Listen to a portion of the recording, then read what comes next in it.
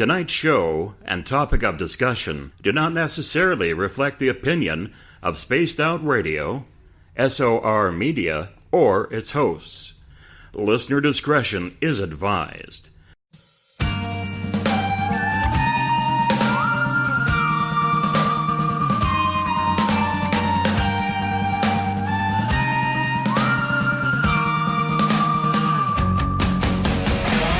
Here at Spaced Out Radio, we are about to take you higher. Broadcasting from the Rocky Mountains of Colorado to you listening around the world. Welcome to Spaced Out Saturdays on Spaced Out Radio.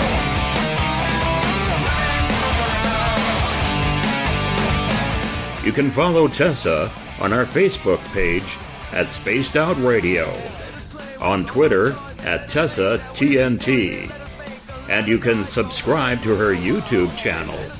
Go to youtube.com/Spaced Out Radio for our archives.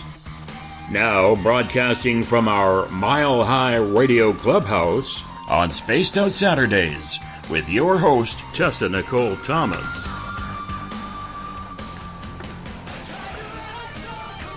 Good evening, space travelers. Secure your tinfoil hats, buckle down tight, and hold on loosely as we soar over the rocky tops of the La Platas on a Rocky Mountain high, get sucked into the vortex of the Four Corners, and settle down snugly at mile marker 419.9 in colorful Colorado. It is Saturday, June 8th, Sunday, June 9th for those of you on the East Coast and beyond. Welcome to Spaced Out Radio.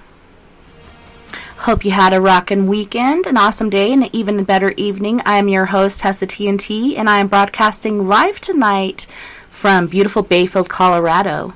We are 150,000 strong nightly on Spaced Out Radio Network, spacedoutradio.com, Spreaker, Paranormal Radio, TalkStream Live, 99.1 FM WQEE in Noonan, Georgia, home of The Walking Dead, 107.7 UPRN in New Orleans, Louisiana, 93.7 FM KZFX, TuneIn Radio, 1030 AM KDUN Radio, as well as Revolution Radio, which you can find at revolutionradio.com. Don't forget to head to our website, spacedoutradio.com, where you can peruse the Spaced Out Radio store and read the encounter online dealing with everything strange, paranormal, and odd. So tonight I have a treat for all my guys and gals out there. Tonight we will be talking to and getting to know Miss Gretchen Cornwall, and she's an author of a couple books.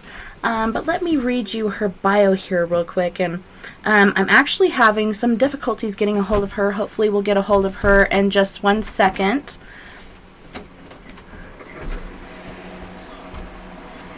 Mama. Hold on. We got a little visitor. What is it, Lily Boog? Where's the treasures? Oh, they're outside. Go ask your daddy. Okay. But she doesn't know where they are. Well, they were in the bag of all the other groceries.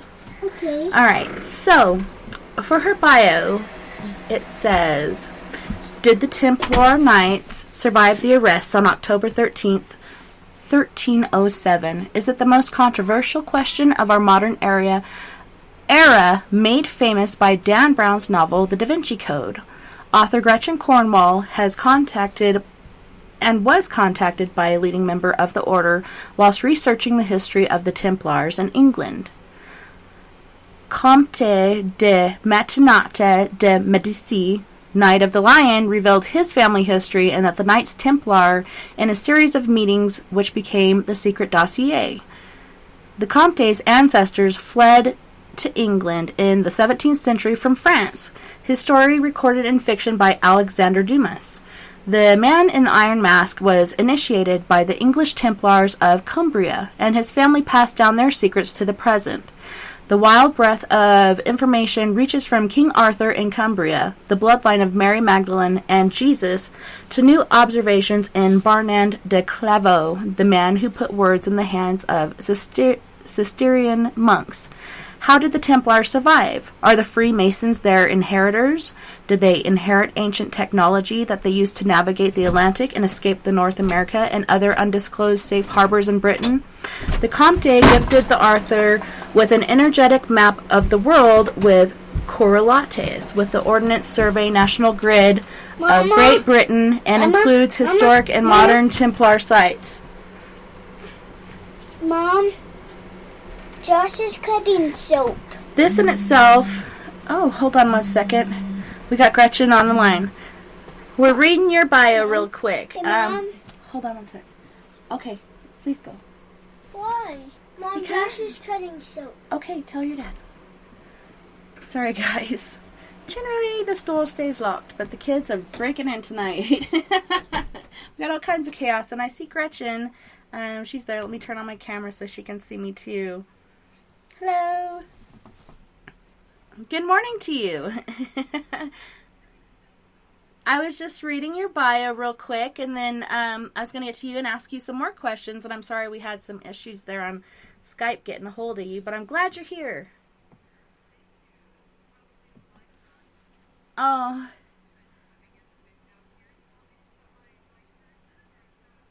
If it's okay with you, it's okay with me. Yes, can you hear me? All right, good. And usually we do this before the show, but like I said, we had tech issues. But let me finish with your bio really quick. The wild breadth of information reaches from King Arthur in Cumbria, the bloodline of Mary Magdalene, and Jesus, to new observations in Bernard de Clairvaux, the man who put swords in the hands of Cistercian monks. How did the Templars survive? Are the Freemasons their inheritors? Did they inherit ancient technology that they... Sorry, a message popped up. They are so hard. They're one of the hardest things in the world.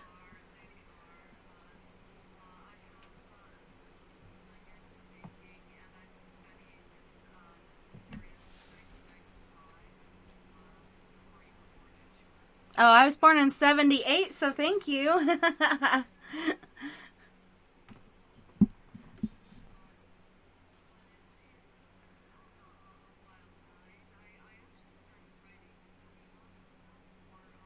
Yes, we are. We're live.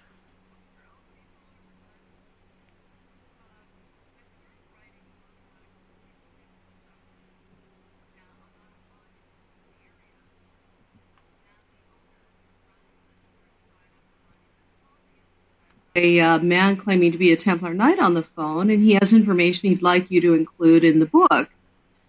And I thought, oh, wow. Well, I've been knocking on these doors for many years now. This is going to be interesting.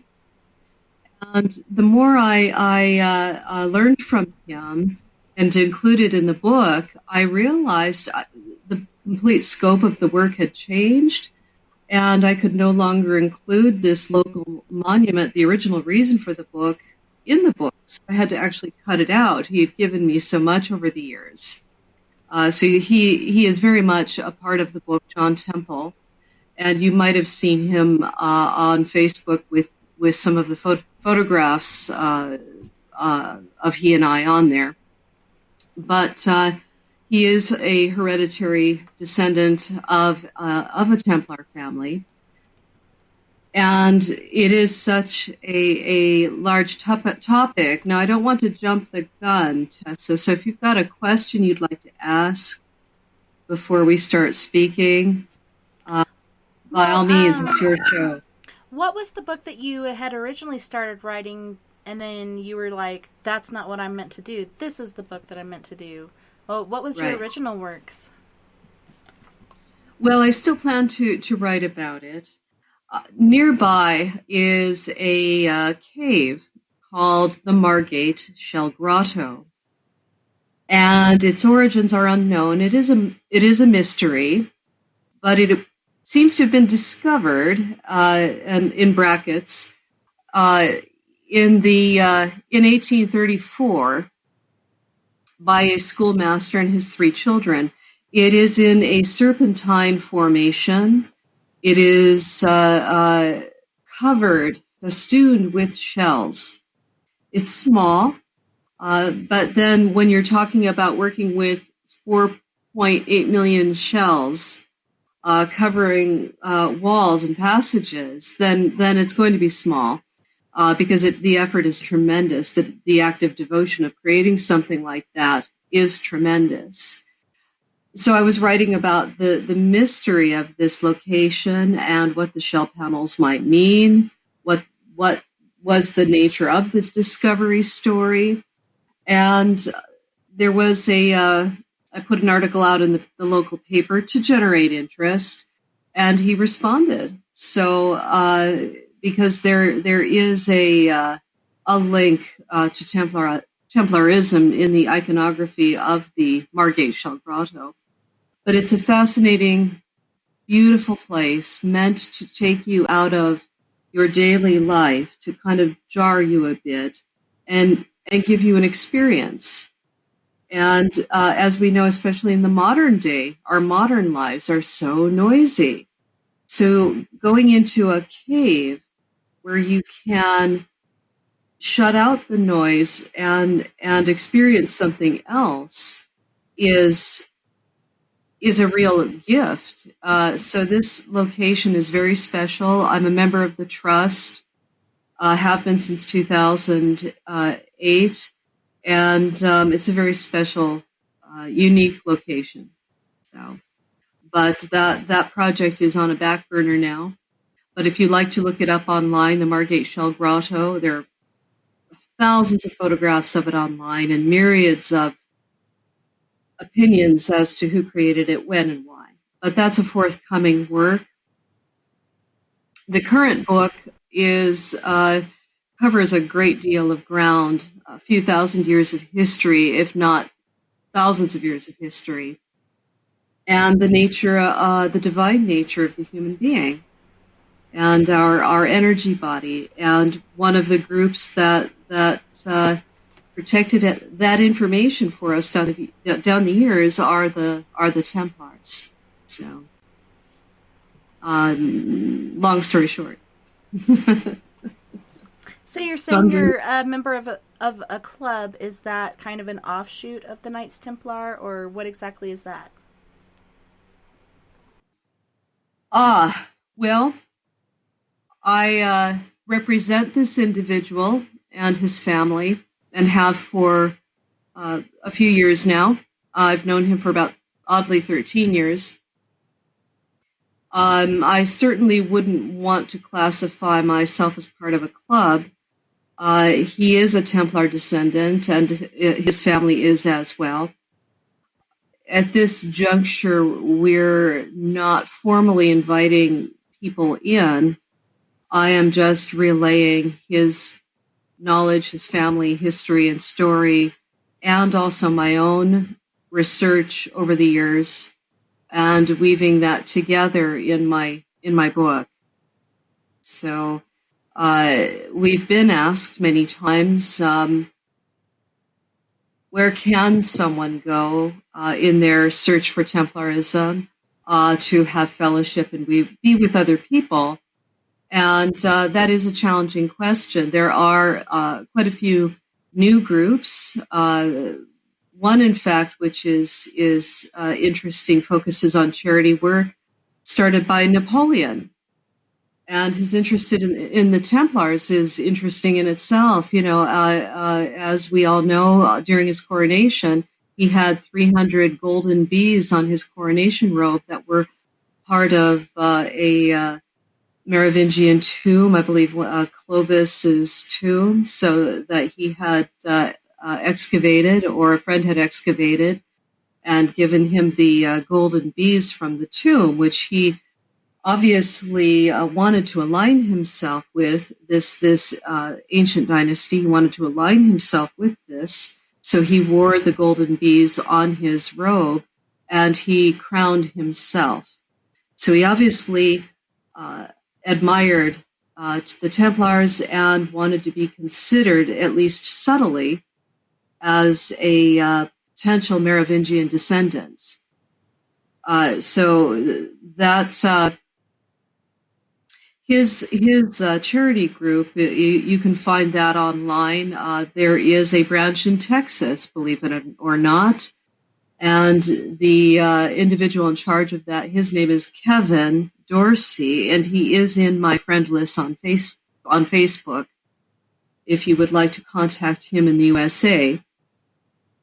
So just as a suggestion, if you would like to do that, but I can endorse him as a modern group. Of course, we're talking about the Napoleonic era here, being the early 1800s. So it just depends on how far back you want to go. But the organization does not claim a direct link, but Napoleon did give them their status, their his blessing, if you will. So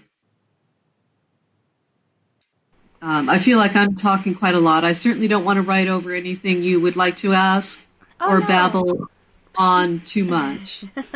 No worries at all. I love to hear from the guests. I always tell them, this is your show. I want to hear from you. But a member of our audience was asking, well, I'm descendant of a Knights Templar. What does that make me? Do you have any idea what the family tree of a Knights Templar or whatnot, what would a person being a descendant of a Knights Templar be called? I have. I'm careful to give an acknowledgement of any kind. There is so much controversy around this subject, and I have done research into the longevity after 1307 of the Templar Knights, which is partly about what my book is about.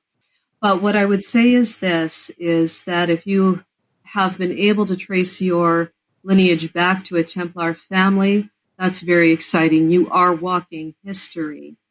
Science, I can't quote one here, but science has come out and started to say that DNA memory is a real thing, and that we can remember what our ancestors experienced. And that can sometimes come in visionary form, gut feeling, emotions, dreams. DNA memory is a new field and an exciting one. And I probably have about 6 individuals in my friend list on Facebook who are able to trace their family back. And of course, the man that I have been working with for the many, many years now can trace his back as well, and considers himself to be a modern, real Templar Knight descendant and a full-fledged Templar Knight. So, absolutely. When the great divine wants to achieve something here on earth, it will be achieved. And a blessing from a king, a secular source, isn't always necessary. So, with that said, this seems to be a proper segue into my next comment.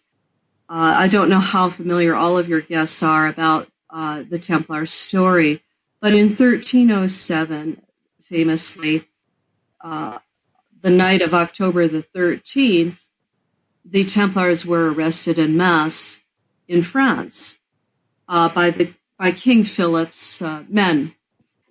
A month prior, he had sent out notices to his kingdom, the far reaches of his kingdom, that on October 13th, the orders were to arrest their local branch, Knights Templar, which was done.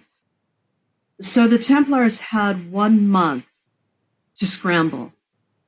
I'm certain of that because on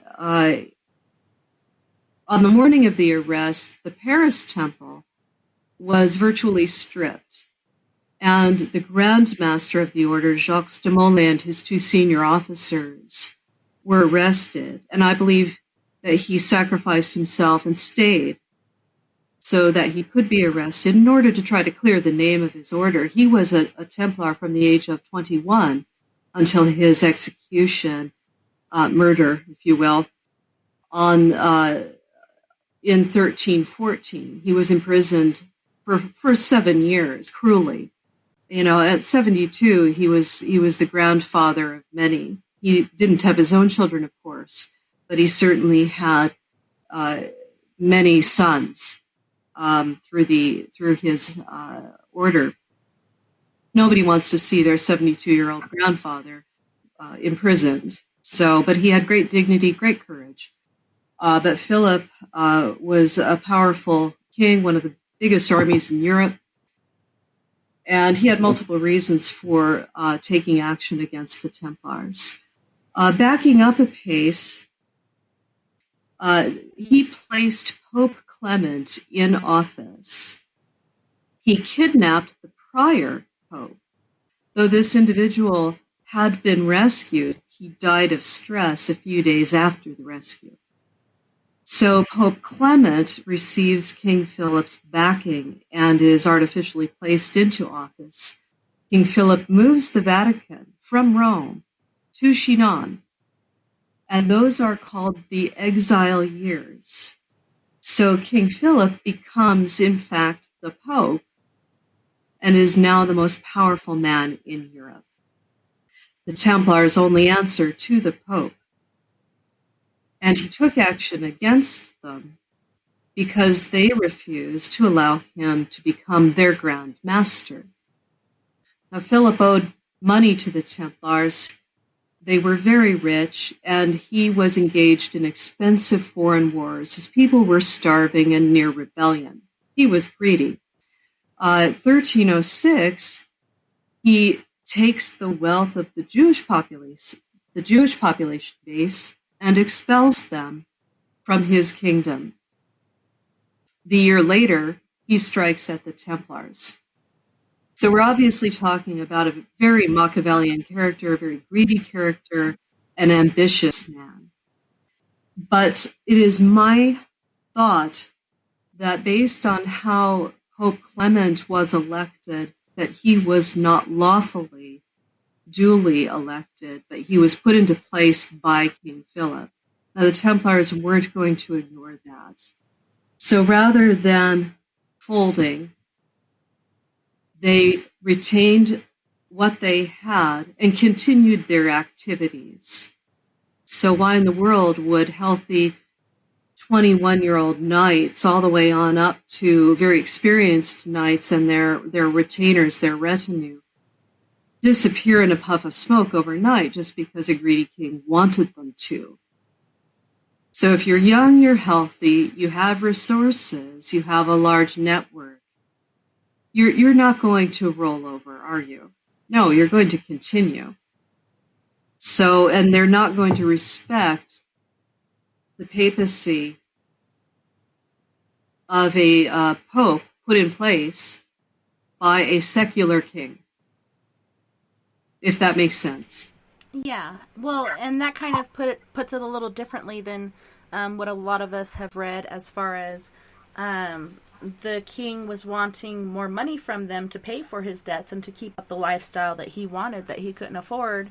And so he put a hit out on the Knights Templar, and due to all the pressure, the Pope did give and disband it years later due to all the deaths and such that had gone on with that, which was very terrible.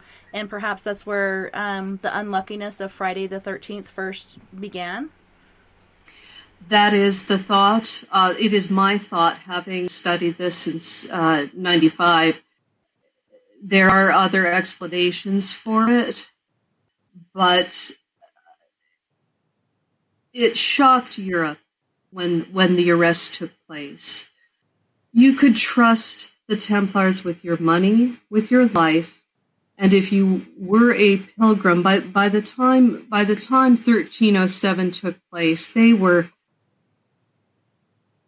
such a successful corporate group, if you will. Certainly the Vatican was the first successful multinational corporation. So the Templars had preceptories everywhere in Europe. And they were successful farmers. They made wine. They were trading with the guilds.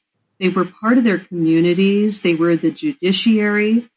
Now, the flip side is they drank a lot, but then so did everybody else at that time. You couldn't actually drink the water. So everybody drank a form of beer, and women drank light beer. So everybody was just slightly sloshed all the time, I think. But that was life.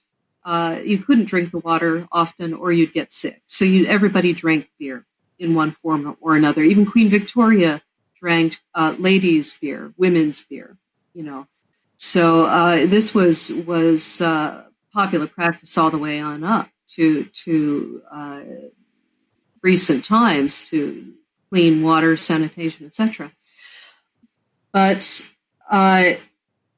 they were a victim of their own success, because their success made them a target of somebody who wanted to use their resources, and having been denied entry into the order and denied their most powerful position, he struck at them. So it all points back to the 13th as being the most unlucky day of the year. We are very aware today of piracy, human trafficking. It was a problem then, and it's a problem now, unfortunately. But you could count on the Templars to take you from a European country, if you were a pilgrim, through dangerous waters and into Jerusalem without taking your money and tipping you overboard into the Mediterranean. So people trusted them. So when the arrest did happen, they were shocked. Everyone was shocked. And the nobility, a great many of them, were pressuring the Pope and also King Philip to let them go, because of their own experiences with the Templars as having been positive. So, it's in how would you value that today? That you could put your money in their hands. Your whole family could go on a very long, perilous journey and more than likely get there. Granted, there are things along the way that they couldn't stop, such as illness or a storm or the ship going down or whatever, but they themselves would not hurt you. And you would have your money waiting for you on the other side through their banking system, which they developed. So, this network was powerful. It ran throughout Europe, and Philip wanted it. He was probably eyeing himself up as emperor. And he was also afraid that the Templars were thinking about perhaps forming their own kingdom in southern France, which would eventually become a problem for him. So when he did arrest the Templars, and in 1314, when his Pope decided that they'd had their day, Spain said, we'll have them, and the preceptories that were there, they simply just changed their name. So their activities continued. Portugal, a very famous seafaring nation, again, welcomed them. The only place the Templars were not welcome was in France. There were some problems in England with Edward II, but he stalled and waited an entire month before arrests started to take place there. And he only allowed 3 inquisitors into his country, and under the assertion that no torture would take place. Unfortunately, there were deaths. There was torture in a roundabout way. And but there ensued a massive legal battle that lasted 25 years over lands in England and in Scotland that had been gifted to the Templars, that families that had originally gifted them, or the crown, tried to take away from the Knights Hospitaller, who the Pope said the Templar lands now belong to. So that's an interesting story on that front. So these are individuals, if you think about it, I'm babbling, forgive me, and I'm drinking coffee because it's early here. I would have some too. It took 3 to 6 individuals to keep a knight on horseback. And it is true that perhaps there weren't that many knights, but there were certainly enough of them. And they had a strong navy, and they had, resources. By the time 1307 rolled around, they had 200 years of history. They had massive working farms. They were trading in wool, wine. They were blacksmiths. They were embedded in the guilds. So these are individuals that shaved their beards, those that chose to, and blended in with the population base. Some married. The lay brother system was strong. If you were a nobleman, a prince, a king, a duke, you could actually sign up with them for 2 years and serve with them for 2 years, and then go back to your wife and your family and your lands, your kingdoms. So we are talking about a network that was larger than we are often led to believe. Their initiation practices have been speculated on for many years now. Were a secret. You had to be a knight of good standing and 21 years of age, in other words, an adult, and also of a noble house, in order to join it all. But as time goes on, I would like to impart that we're talking about a greater group of men and eventually women than just the surviving names of the Templars that we know about from medieval records. Unfortunately, a lot of records have been lost over time. There was a terrible fire on Malta during the mid-1400s. I might be getting that wrong, but there was a battle with, I believe, the Ottomans. So I'm a bit dyslexic. I get my dates wrong, and I have the exact individuals or peoples correct. But Malta experienced a terrible fire, and the records that would have been there from the Templar period of 100-odd years earlier were destroyed. Malta held, they held their ground, but there was a terrible battle and quite a lot of damage to the fortress, the castle on the island itself. But so we've lost records over the years. The only reason why folks are able to trace their lineage today is because noble houses had enough money to write down their lineage. So if you can trace your lineage back today, be very thankful and grateful that your ancestors were wealthy enough, had enough foresight, were able to engage a scholar to write down the names of your ancestors so that you can trace that back today. Another avenue that has opened up to us today that is very exciting is DNA testing. So if the paper trail runs dry, there are some very good tests that you can take today.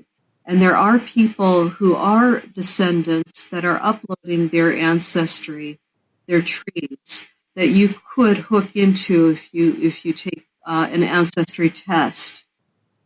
And of course, the genealogy is a very challenging, difficult field, but it's a wonderful gift to your family. Whether it's your nieces and nephews, your own children going forward. Now, they may not be interested now, but your grandchildren very well could be.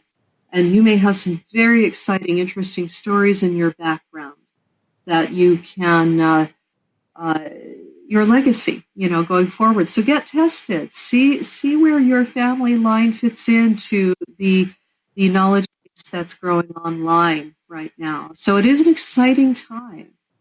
And of course, the Templars have some interesting links to Arthurian lore. And Bernard de Clairvaux, remarkable man, and I admire him, and I spent a lot of time on him in my book because not many authors give him much space. There's usually a paragraph, and then they're often running on the Templars. But without him, this wouldn't have happened. Now, I mentioned Arthurian lore because Bernard de Clairvaux in the 1100s was right alongside and contemporary with Chrétien de Troyes, or Chrétien de Troyes, however you would like to pronounce it. And this individual wrote down one of the first accounts of Arthurian lore in northern France. And of course, Bernard de Clairvaux was from northern France. So there is a distinct tie there, and recognition there, and interest there. And Bernard de Clairvaux was a scholar, one of the finest minds of the day. And the universities at that time, if you were lucky enough to go or be tutored, were phenomenal. And at the time, unfortunately, you had to be clergy in order to access them, or be wealthy enough to hire a tutor. So anyway, Bernard de Clairvaux, the fine scholar that he was, did engage with the Arthurian lore and was inspired by it. And you'll find those themes running through Templarism. So that opens another door into some very interesting worlds of the famous knights that we all want to emulate and love. So Bernard de Clairvaux, at the age of 16, and I don't know too many teenagers that are this motivated or this respected, took 30 of his own male relatives, all older, most of them, 30 of them, into a failing Cistercian order, which at that time only had 2 abbeys, and they were impoverished abbeys at that. So he convinced his male relatives to follow him into this order. And the order was one that wore white robes, and they became the white monks, famous for their white wool. And rather than focusing on gold adornments in their churches, in their cathedrals, he said, this just isn't right. There are people starving at our gates, begging for food. We can't put gold on the walls and gold chalices on the altar. We have a duty of care to our people in the community. So what he did was focused on the architecture instead, and made it possible to roll out a template across Europe that was less expensive to sponsor. So if you were a noble family and wanted to be engaged in the spiritual path, being able to sponsor a church, a cathedral that you can afford was challenging. So Bernard de Clairvaux made it possible to do that because it was less expensive than the other orders that were focusing on encrusted jewels and gold and finery. And people loved the Cistercians because their upper brass did not wear the silks. They weren't drinking all the time. They didn't have women dripping off their arms. They weren't wearing silk and purple robes. They focused on being members of their community, if you will, being responsible to their community. Now, they took land nobody else wanted, and mostly swamps, bogs, heavily forested areas that were of little value. And granted, there is money in trees, but what they did was, through hard graft, resuscitate land that no one else could use into successful farming land. And they were in the rural environments. And they were famous for being able to move water. And there is a famous example in southern France of how they moved water from 2 miles away into their abbey and had wonderful cisterns and water distribution, and ponds for fishing. They were famous for moving water. Now, Bernard de Clairvaux took all of this, and they flowered into hundreds and hundreds of abbeys across Europe. And they're still running today. And he just took a sword and put it in the hands of a Cistercian. And they were able to and allowed to wear a cross above their heart on the left side. So we're talking about Cistercians becoming Templars. And that is the start of the Templar Knight Order. But I don't know of too many 16-year-olds today that could achieve all of that and get their male relatives to follow and support him. But he did it. Amazing individual, intelligent individual. And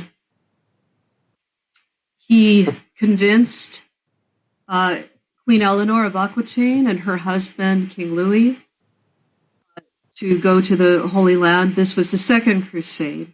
So the Templars were geared to going on the crusade.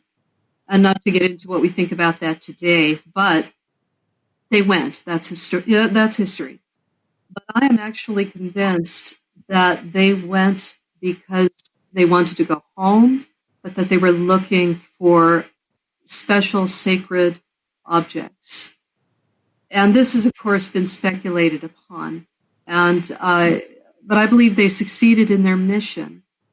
So 9 knights, the first Grand Master, Hugh de Payen, and his 8 carefully chosen men are given carte blanche in Jerusalem on prime real estate next to the king to excavate for 9 years underneath Temple Mount.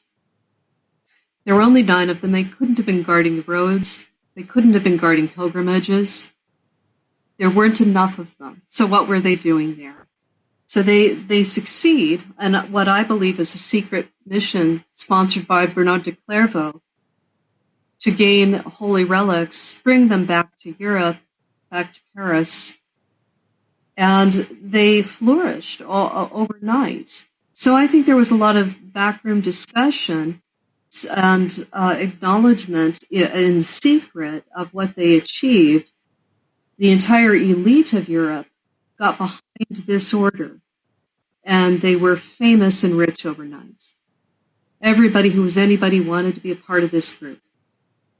So their story is incredible and very exciting. And of course, we all pine to live in Camelot, and they are the physical manifestation of those mysteries at that time. And some of you out there are descended from that, and you're looking for your past. And congratulations on finding it. You're walking, living history and a part of a great mystery that I don't think will ever be tired of being told. I think people are going to be captivated by the Templar story going forward for hundreds of years. Arthur has not died. Everyone wants to be a part of that world. So I'm going to take a quick coffee break here. Oh, no worries. And forgive me for babbling. I hope all of that makes sense. And if anybody has questions, I don't want anyone to feel left behind. So Tessa, if you've got something you want to say, or somebody else has something they want to ask, I'll certainly do my best to keep up with you now. Okay. Well, I don't consider it babbling because there is so much information out there. Like, you could talk forever and still not cover everything of the Knights Templar. And it's very interesting. I was reading about King Solomon's temple. Is that the temple you were speaking of, where they first originated?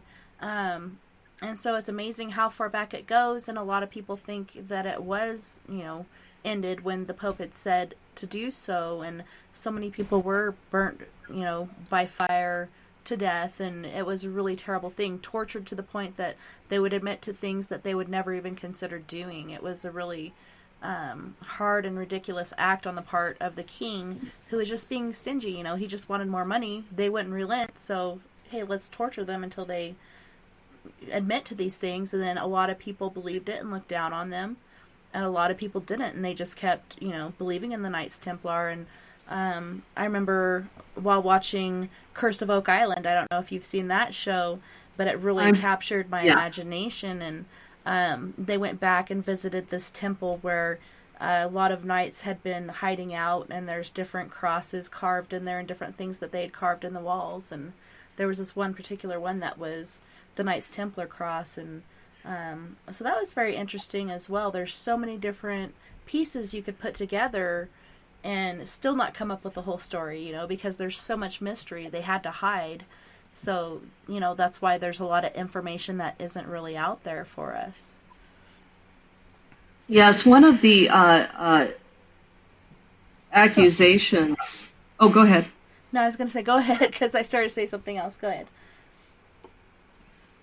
One of the accusations was that they found, when the Paris temple was stormed and taken by King Philip, that they found a skull. And that was much remarked upon as being weird. It's not weird. John the Baptist was their patron saint, and he, of course, had been beheaded. And human beings think in terms of pictures. And the written word was rare. A lot of people did not read. These knights, I wouldn't say they were illiterate, because that has connotations that I think are unfair. That many of them couldn't read, sure, but that didn't mean that they weren't intelligent, practical, could handle themselves. You're talking about cathedral builders, engineers, men who could run vast farming estates. So, we mustn't confuse not being able to read with ignorance. They were not ignorant. And their fortresses and castles and work has survived down the centuries because they knew what they were doing. Now, they engaged with scholars. They had scholars in their midst. But some of these poor young, knights who were on trial were unable to defend themselves. And, we're talking about the Inquisition here. So, they were after them from the get-go. These men were not going to succeed in defending themselves. They used a playbook to question them that was used against witches. So, they never had a chance. So much was made about a skull found at the Temple Paris. But it was a relic of a saint. We don't know who. It may have been meant to represent John the Baptist, because John the Baptist in art down through the centuries is always represented by a head or a skull. That because he was beheaded. So whenever you go into a church, you're going to see the saints represented pictorially. St. Catherine always has a wheel and a quill. So much ado was made of certain things. Now, this is one thing that kept coming up was in the Inquisitions and the torture of these knights over 7 years, was that they were told to spit on the cross during their initiation ceremonies. Now, that might actually be the case. It is possible that they came across information in the Middle East, or that they somehow came across a different storyline related to Jesus. And there are a couple of possibilities there. One, that he may not have been crucified on the cross that we know today, been an X. So St. Andrew, which Scotland, the patron saint of Scotland, was crucified on an X. And it's possible that the Templars felt that was the case. So that is one theory that I have as to why they may have been spitting on the cross. It may have also been a test of their unconditional obedience, because the Templars were first on the battlefield and last off, and they were famous for obeying orders and telling the truth, even if it killed them, no matter what. So those are two possibilities there. Other options have been aired. I won't go into those. What was I going to say? I've kind of lost my train of thought here. Forgive me. Well, it's kind of funny when you're talking about spitting on the cross, and spitting in different cultures means different things. Right. I know a Native American man who raises horses, and one way for him to bond with his horses, and it sounds really gross to some people, is to spit in their mouth, and they tend to be attached to him after that. Maybe it was some sort of bonding with the blood of Christ, or like you were saying, he wasn't sacrificed or crucified on a cross. He was crucified on an X. Like, it's hard to really tell because we weren't there, but perhaps it was a different way of bonding their DNA, or, you know, back in that day, their presence with the presence of Jesus, because that is what they were there for. They originated to protect the people that would go to visit the Holy Land, and then in the end, they were there to help with all of the banking and whatnot. Yeah. Yes. And then Greg. One of the other. Oh, sorry. Go ahead. One of the other things that got them into trouble is that they were curious, and of course, it's very difficult for us today to relate to the culture 700 years ago. It was much more formal, much more hierarchical. You know, women have capacities today that would have been considered evil at that time. You know, Europe and the world has changed so very much. Just to toss in, you know, in 1972 in the USA, that was the year that a woman could own property in the U.S. without a male cosigner. So, you know, the evolution of women as a sovereign, independent being has taken many forms over the centuries, and we can't relate to life 700 years ago very well, but we also mustn't condemn it. It's also a waste of time, our time. Bernard de Clairvaux at the time was considered so out there and so forward that he actually almost got into trouble at one point. He played a strong part in the Mariology movement. And in my estimation, you know, the veneration of the Virgin Mary was also, in his mind, the veneration of Mary Magdalene. And I have specific reasons I go into that in my book for. But he got into a bit of trouble when he said that the Virgin Mary was on an equal footing with Jesus, because while she was pregnant, the same blood flowed through both their veins. So why wasn't she equal to him? So he had to backpedal and rephrase what he had to say. He did venerate the mother, and he left his walking staff at a cathedral in Germany dedicated to Mary Magdalene. So these two women were key in his life and his veneration of both of them. And it was at that time that women started to become looked upon as more than just chattel and a means with which to generate your descendants and secure your descendants' position and your legacy. Queen Eleanor of Aquitaine was sponsoring troubadours. Courtly love was born, where a woman you were not married to and were not intimate with, you were meant to befriend, protect, be able to speak with elegantly, dance with. You know, the knight that could be a poet or a musician or an artist, the cultured man that could speak with women and protect them and engage with them and hear what they had to say, that was new. And Bernard de Clairvaux was key to that movement.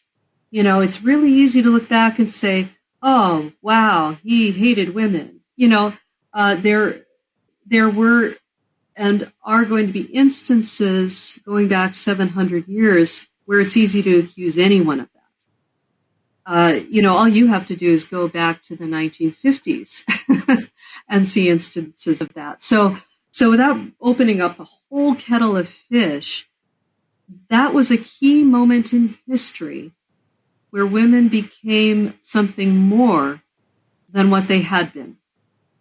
And Eleanor was amazing. She gifted vast tracts of land to the Templars. She gave La Rochelle, the port at La Rochelle, the famous port, to them, and they ran it. And it was a separate city-state until the 100 Years' War. Cardinal Richelieu, wiped it out because the Huguenots had managed to bed down there. He leveled La Rochelle. Well, I hate to interrupt, but we do have to go to our first break. You guys don't go anywhere. We'll be right back right after these messages. Nighttime adventure, old school radio that delves into everything out of the norm. Then check us out at Spaced Out Radio. This is Dave Scott. Every Monday through Friday, starting at 9 p.m. Pacific, midnight Eastern, we're going to take you on a wild ride ranging from conspiracies to true crime and every ghost, alien, and Sasquatch story in between. We're always live, and we're always interactive with you. So join us at spacedoutradio.com, where together, we own the night. Hey, guess what? You can now get your brand new Spaced Out Radio swag at spacedoutradio.com. We've brought the store back with all new items for you to pick out and pick up for yourself, your family, or friends. T-shirts, hoodies, hats, we got it all. All you have to do is head to our website and click on Store. Choose what you want and it's shipped to you. The Spaced Out Radio store is right there for you. Come shop with us at spacedoutradio.com. Then we can own the night together. So, you love talk radio? Then you'll love TalkStreamLive.com. TalkStream Live is always on, 24/7, with the best streaming talk shows. Find your favorite talkers and discover some new ones. It's free, readily available online or on mobile with any smartphone or tablet. Finding your favorite talk shows all in one place has gotten a whole lot easier. Just go to TalkStreamLive.com. Be sure to download the free apps from Google Play or the iTunes App Store. Canada's largest UFO conference is ready to roll in Toronto this September 21st and 22nd at the Alien Cosmic Expo. This year is about the experience. Listen to the stories of Dave Scott, Travis Walton, Paula Harris, Grant Cameron, Ryan Stacey, Richard Dolan, Leslie Mitchell-Clark, and more. Get your tickets now at aliencosmicexpo.com.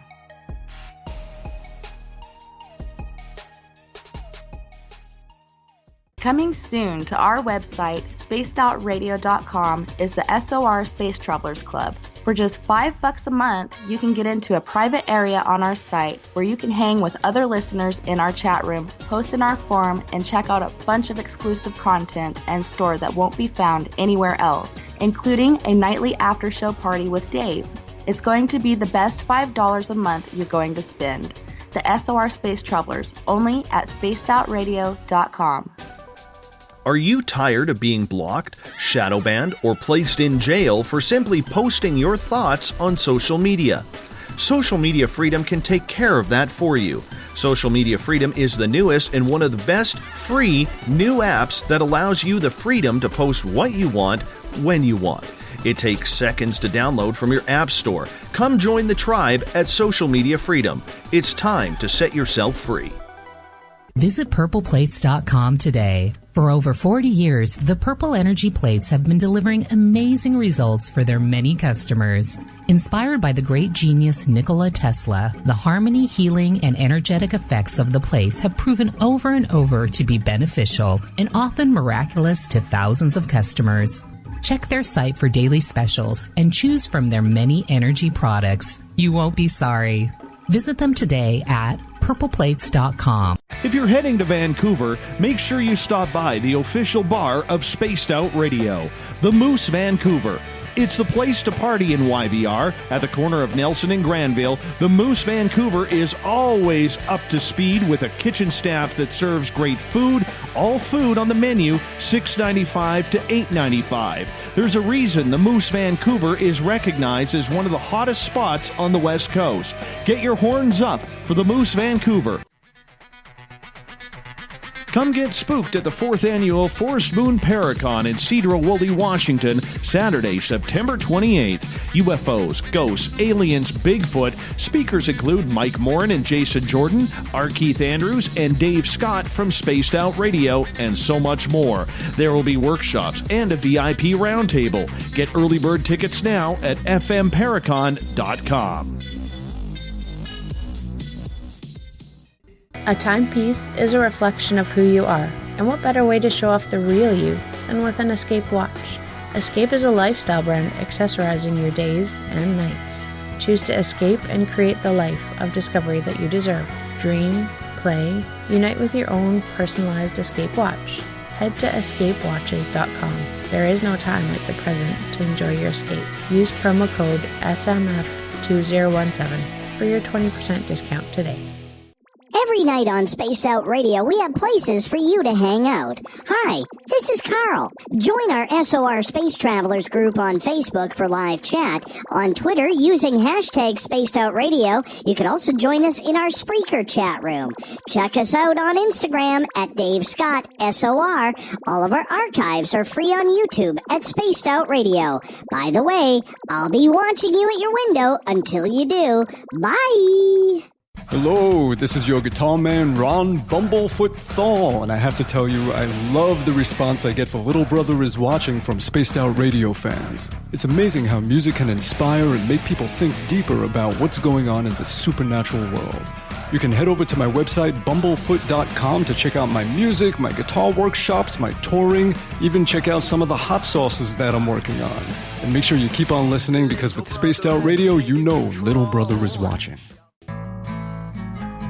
Looking for a place to advertise at a very reasonable cost?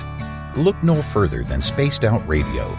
SpacedOutRadio.com has an advertising tab that you can click to check out our daily, weekly, and monthly packages to play on the radio, or our website including social media. From commercial spots to banners, we have it all. Check out our competitive pricing today.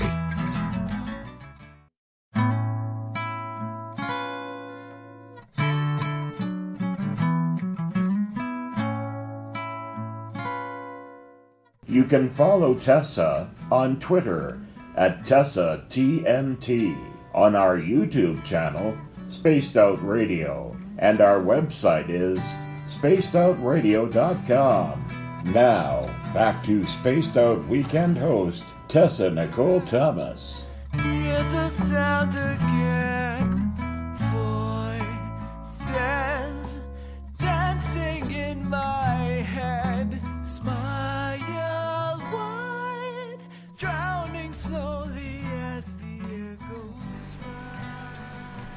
Hello, space travelers, and welcome back to the show. Tonight we are joined by author Gretchen Cornwall, and I was telling you a bit about her earlier, and we had her on this last hour. She's just grabbing something to eat really quick, but so far we've been talking about the Knights Templar, and it's been going really well. I've been learning a lot of stuff that I haven't heard before, some things I have, and it's just amazing what sort of heart they really put into this. They really put their whole livelihood into being Knights Templars, and really went through a lot of things, leaving their families and hiding out for a very long time just to get away from the King of France, being that he wanted more money, but they didn't want to give it. And there's been so many different movies made. Dan Brown's novel, The Da Vinci Code. And we still have today the Masons, the Masonic Lodge. And a lot of people have questions about that as well. So yeah, while she's doing that, I'll finish reading what I was reading before. So how did the Templars survive? Are the Freemasons their inheritors? Did they inherit ancient technology that they used to navigate the Atlantic and escape the North America and other undisclosed safe harbors in Britain? The Comte gifted the author with an energetic map of the world, which correlates with the Ordnance Survey National Grid of Britain and includes historic and modern Templar sites. This in itself is a mathematical impossibility. Ley lines are a popular way to explore the energetic veins of the Earth, but this is the first time in history that the dragon energy of the Earth has been found to correlate to England's famous and mathematically exacting map system. The matrix map of the world is explored in great detail through the lens of quantum physics. It is a portal to understanding the ethos behind the current generation of Knights Templar and a wide-angle lens as to their thoughts on the future of humanity. The local point of the map, or the focal point of the map, is the keystone centered on the high altar of St. Kentigern's in Calbec, Cumbria. An unknown history of the Templar Order surrounds the ancient church and reaches back into the dark ages of the lost kingdom of Rigid. Does the once and future king exist? Conversations with the Templar Knight are woven into the author's own research on the order and also Mary Magdalene. An astonishing code was discovered in what can only be described as a medieval Freemasonic tracing board. Tracing boards are thought to be the 18th century and used to pass on secrets of alchemy in male-only Freemasonic lodges. The Abbey of Hohenberg sits atop a high vantage point in, Vosges Mountains of Alsace in France. The nunnery was founded by the Merovingian princess Saint Odile. What did the 7th century Saint Odile transmit to her future counterpart of the 12th century? Abbess Herod of Landsberg, contemporary of Bernard de Clairvaux, directed an ambitious project to compile all knowledge of the world in an encyclopedia titled Hortus Delicarium of Garden of Delights. Within this massive volume,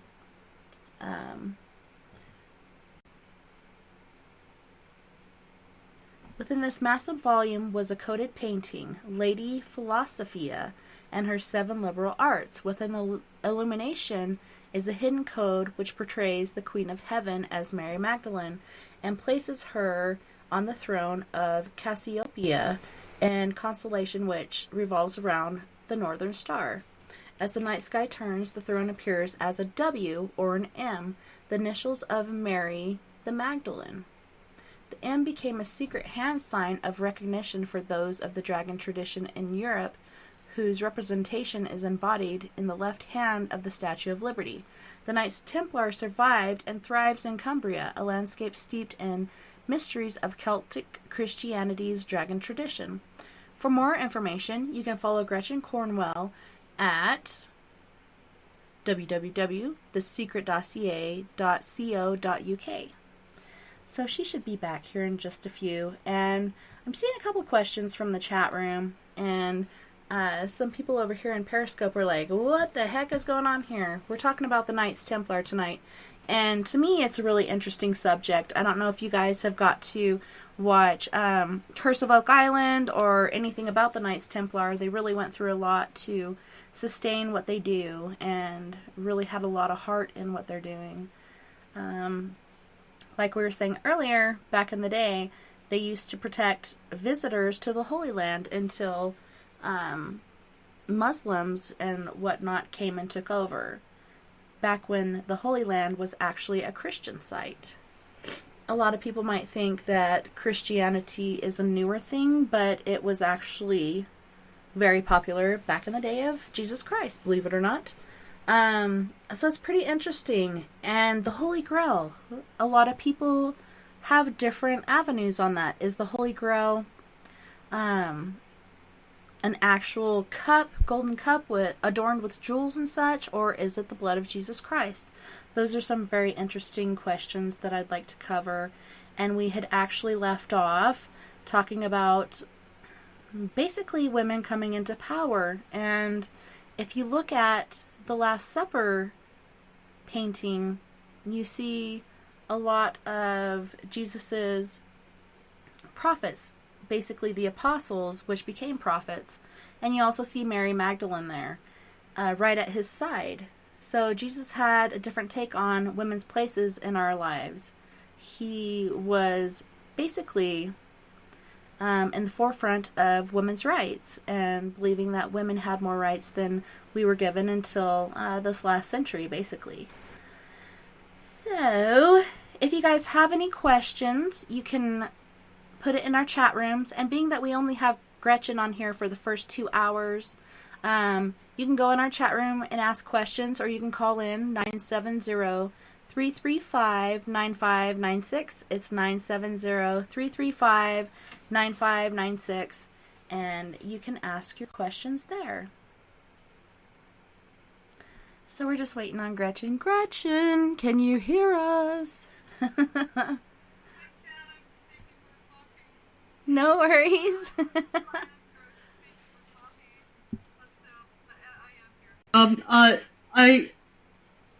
Thank you for. I was listening. Thank you for all of your comments, Tessa. You covered a lot of ground. I was actually on the program, The Curse of Oak Island, Season 6, Episode 6. That's probably why I'm like, she seems so familiar to me. At first I was thinking, because I watch, when I was doing overnight security, I was watching Supernatural, and there's a lady on there that looks a lot like you, but I did watch Curse of Oak Island, and I think that's where I recognize you from. Yes, and yes, the discussion was about the Nolan Cross and the what it could represent, but the skull stone is very mysterious on the Nolan Cross, and there's a sword carved into it, and I believe it is a representation of John the Baptist, and I believe the Nolan Cross is of Templar origin as well. They were the first to fly the Jolly Roger, the pirate flag. Roger II of Sicily was a Templar supporter and a contemporary. And are you still there, my dear? Yes, you are. Gotcha. So you know, the Jolly Roger, the skull and crossbones, goes back all the way to the time of Bernard de Clairvaux, and Roger II of Sicily flew that flag and also participated in their lay brother system. But that's why it was called the Jolly Roger. Roger II, the king of Sicily, liked to party, and he had this flag, the skull and crossbones, so it became morphed into the Jolly Roger over time. And when the Templars were disbanded, their fleet disappeared. On the night of the arrest, there is an account that there were 18 ships at the port, and the next morning they were gone. So where did these 18 ships, and that's just one port, and this is where the loss of records is such a shame, you know, because they had other ports that they commanded on, not in the the Mediterranean and elsewhere. So where did their fleet go? And of course, that would have had knights on board, but they're the individuals that were needed to run the vessel, passengers, people in their retinue. So where did these ships go? And that's much speculation.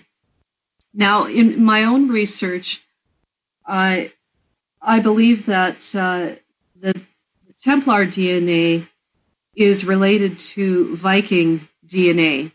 If you go to Nova Scotia, Oak Island, just north of there is a settlement, a failed Viking settlement. You can visit this location. It is a heritage site.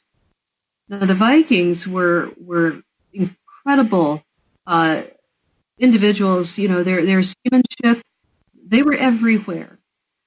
So if they could make it to Newfoundland, Oak Island is just down the coastline. And I believe there was another settlement found in the last couple of years as well. Now,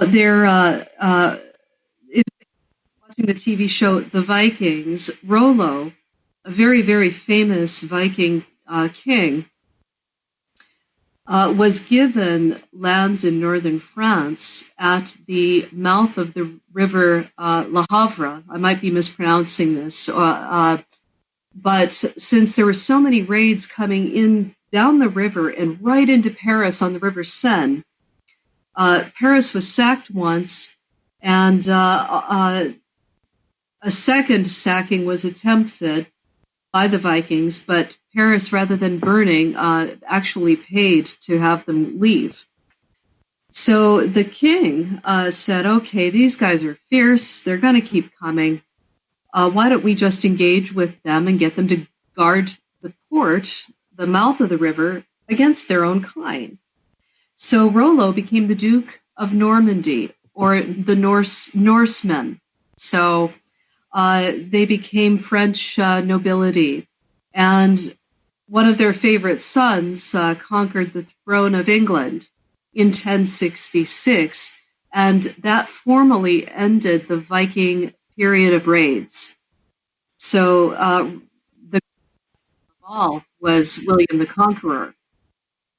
So he took the throne of of England, and French was the official language of England for 400 years, up until the 1400s, when things shifted at that juncture, and Englishness was coveted.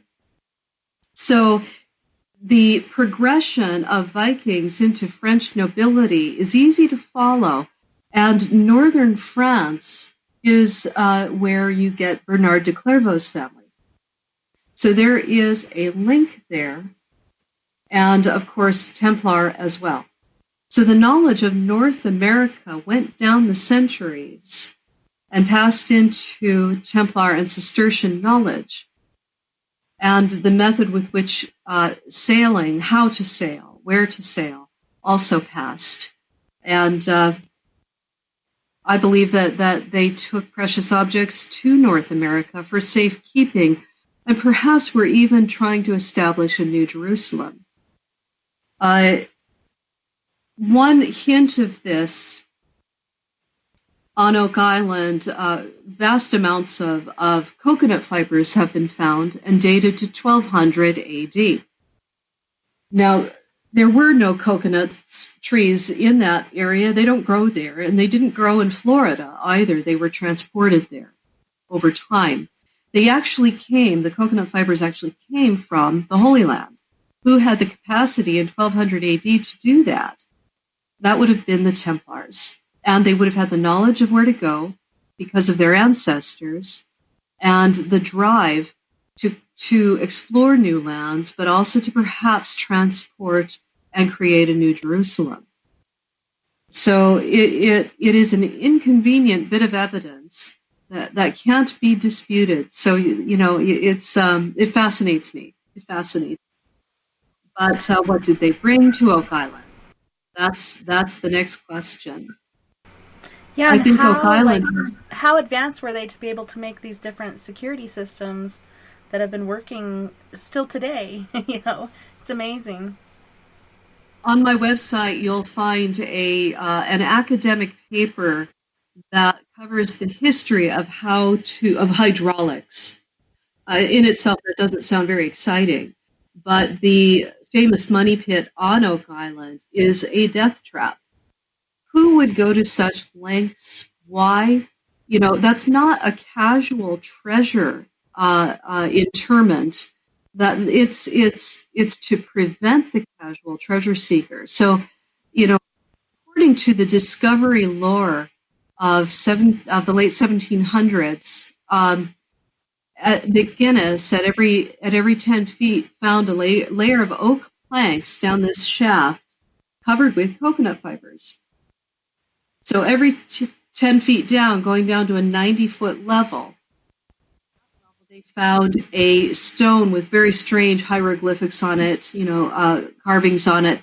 They took the stone and lifted it up, and that juncture the water trap.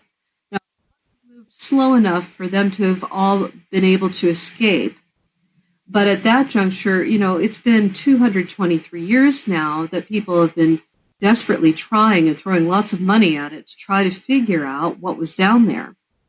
And the effort that the Lagina brothers are leveraging at this island is incredible, and their business partners. The effort and the technology, the time, the blood, sweat, and tears. And of course, 7 individuals have died over the years in accidents trying to find out the secrets of the money pit. It is an advanced hydraulic trap. I'm very much driven by evidence. So we must wait and see what they come up with. But you can't explain away coconut fibers from Jerusalem dated to 1200 AD. I do think the island became a repository over time of other treasures. There may be up to 6 different treasure caches there, and possibly the swamp containing a Spanish galleon from the mid-1600s, possibly captured by the English and then sunk for retrieval at a later time, or trying to disguise the fact that they had it to begin with.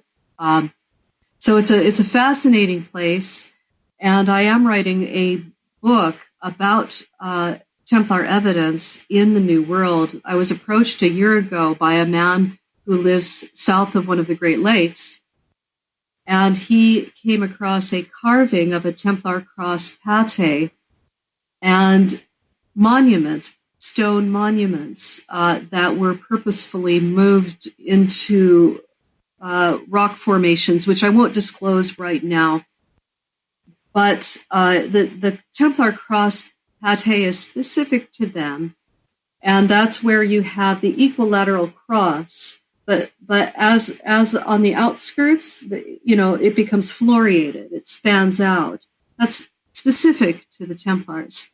The actual equilateral cross around the world is a common sun symbol. But when you're talking about a Templar cross pate, that's European and specific to the Templars. So I'm hoping to have that out later in August, at the latest, hopefully September, October. I'll be going there myself in the next few months to photograph the location and study it further. So the Templars would have made allies of the indigenous peoples, and with their assistance, they would have been able to penetrate the waterways of the Great Lakes and go westward.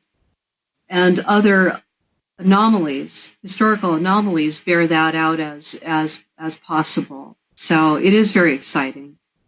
And so I'm looking forward to seeing what Oak Island will discover in the future. And perhaps they'll call me and I'll be on again. I have been doing further research, so which will culminate in the book due out later this summer. I was listening, Tessa, to what you had to say, and it is easy to forget that Jesus was born in Israel, was genetically the king in exile, and through his spiritual alchemy and knowledge as a priest king, that was the seed of Christianity. So one of the oldest Christian countries in the world is Ethiopia. Ethiopia is a very interesting place, and they claim that they have the Ark of the Covenant. It is one of the oldest Christian nations in the world. Of course, Islam is a very popular and growing religion, and it fills the whole Middle East now. But it was, Christianity predates Islam by 500 years. I believe there are about 2 billion Christians in the world, and that is growing, and they're by the popularity and growing Islamic movement. About 1.5 billion, I believe. just as a matter of interest, and this blows my mind, and I have studied comparative religion, there are 35,000 Christian sects, 35,000 different viewpoints of Christianity in the world. You can look that up online. It's a fact. Now that is an amazing figure, and I can't possibly count the differences amongst those 35,000 different ideas. Was what he represented and what it means to be a Christian. So it's a fascinating idea, and so myself and I can state this. He's said it many times. John Temple, who I represent, has said many Gnostic Christian. So that is an acknowledgement of the great mysteries that surround us and that we're part of. And it's hard in our daily walk, our mundane world, when we go to work, we forget that we are, even at our desk, whatever it is that we do, are part of this great net, this great web, and we are all connected and necessary, wanted, and needed. And here at this juncture in time, talking about these issues and these mysteries, and it is exciting when physical evidence of our genetic past pops up in North America, linked to the Vikings, and it is exciting. It is exciting. So, I'm pausing in my thoughts. I'm not sure where to go from here, except maybe. I'm usually a night person. I'm not a morning person, so right. I'm right there with you. Well. I think I'm doing all right.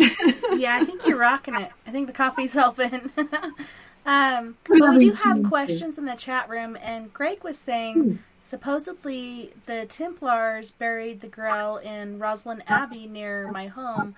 Does the guest have any info on that? I'm always willing to be persuaded, and I think that no one knows everything, and we're all human. Rosalind is significant, and of course, that family line are traced to the Orkneys, the Earls of Orkneys. So again, you've got that Northern European seafaring DNA going on there. I would say that the building itself is a book in stone. We don't know what's under the floor. They did not pursue it. I know there was an excavation years ago, and they put a little camera down under the floor. And obviously there are some very special people, buried there. But what might have been buried with them is intriguing. Yes, a cup used by Christ would be highly sought after, highly coveted. For myself, the Grail is many things. And each individual has a motivating factor in their life and a Grail. But the cup of Christ that was used at the Last Supper, highly coveted. Chalices used in initiation ceremonies would become charged over time and become important objects over time. Each human being is a Grail, an energy being, a sovereign, independent energy being, capable of receiving gifts from the great divine. We are the microcosm to the macrocosm. Myself, I am a bloodline proponent because it makes sense. If the amazing energy being, if you want to look at it like that, God, for myself, that being is androgynous, capable of projecting to us either a male god or a female god, or multiple gods, is so vast. If it can hold this universe together over timescales that we cannot grasp, that being is capable of having an representative on earth, Jesus, and being big enough to not feel threatened to have that, so that that individual, Jesus, can have a human experience of being married and having children. Now, to be called rabbi in the Bible, you can't become a rabbi unless you're married. That was the law at the time. Jesus was Jewish. He was born into a Jewish culture. So, Christianity came later and became a recognized religion in 325 AD by Constantine, the Roman emperor. So, this religion didn't just spring out of the ground. It was formed over centuries. But what do I think is buried under Rosslyn? Well, that's the big question, isn't it? So here we are. There's a bloodline. There is a grail. There are grails. I'm a multi-arc theorist as well.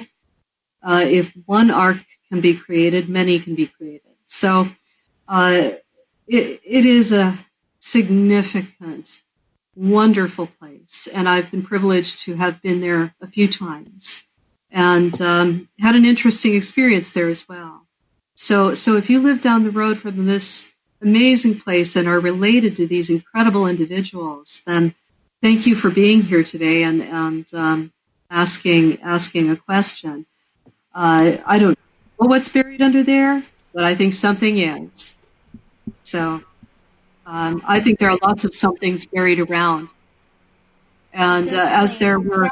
Be interesting to find out, for sure. It would. Having been around individuals who either own or look after significant places of interest where tourists come daily. And, these locations need to be tended. They need money. They need to be able to be repaired. So tourism is incredibly important. So what we find is that the people in charge don't actually want to reveal that mystery because they want the question to hang over it. So my thought is they probably won't dig there anytime soon and reveal that because they'd rather have people come and pay and view it because that protects it for the future. It sounds a little bit mercenary, but there is a truth in that. So hopefully at some point it would be nice to do further archaeology, but the mystery protects Rosslyn and allows us to have a conversation like we're having today and talk about these, gives us an opportunity to talk about these things. So it's a very special place. It always will be.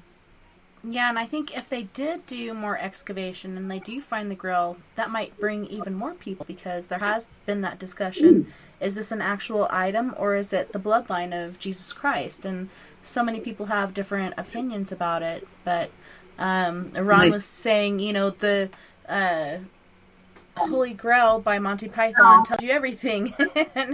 and then, it's great. I love it. Yeah, I love that movie. And then Cheryl was wondering, well, first PBR was asking, did they find the Grail? I don't think they have. Somebody did and then hid it away, if there is an actual physical Grail. And then Sharon was wondering, if there is a Grail, do you think they're guarding it still today? Absolutely. These families, especially those that have not lost their knowledge, have treasures they're protecting. And I would say, these would be sacred ancient texts.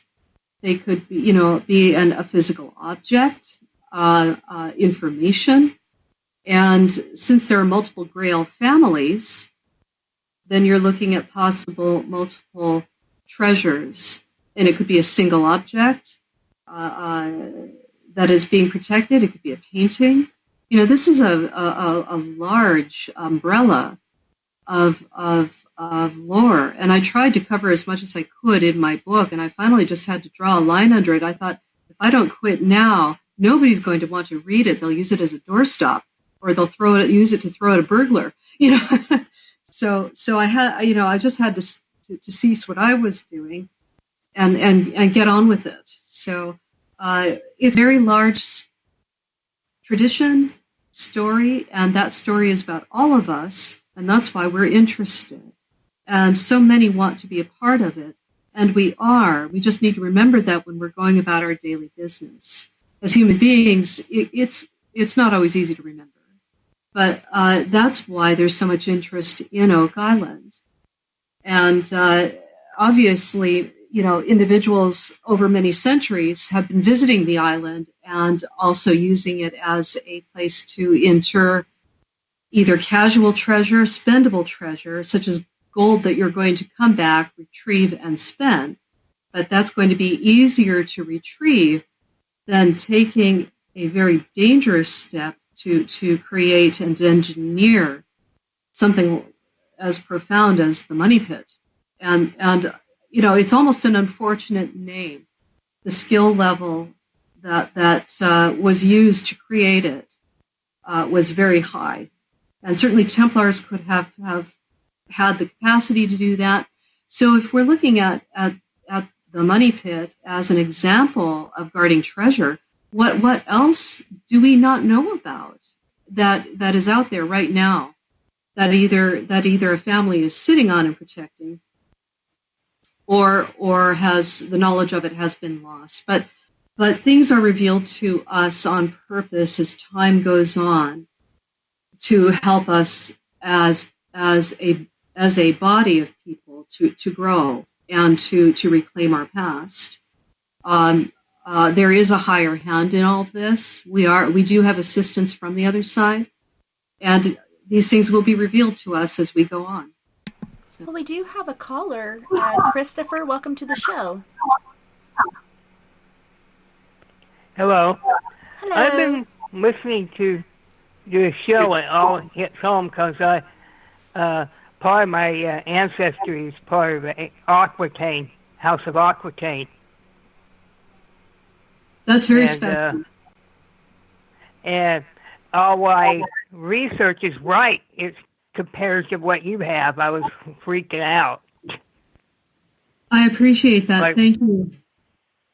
Like Rollo and all. Coincidentally, Rollo, this king is an ancestor of many bloodlines of Orange, Hurley, Cummings, and others. Someone, a mathematician, actually broke down the numbers. There are potentially, from the marriage of Jesus and his wife, Queen Mary Magdalene, potentially 35 million people today potentially have come out of that union 1,000 years ago.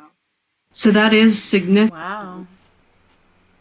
And it is my thought that those, she made landfall in Marseille. Wow. Was with her daughter, Sarah. Sarah in Hebrew literally means princess. And it is... Oh, wow. Yeah, it is a title. It wasn't a name. It's a name now. But at the time, that's, it was princess. It is literal.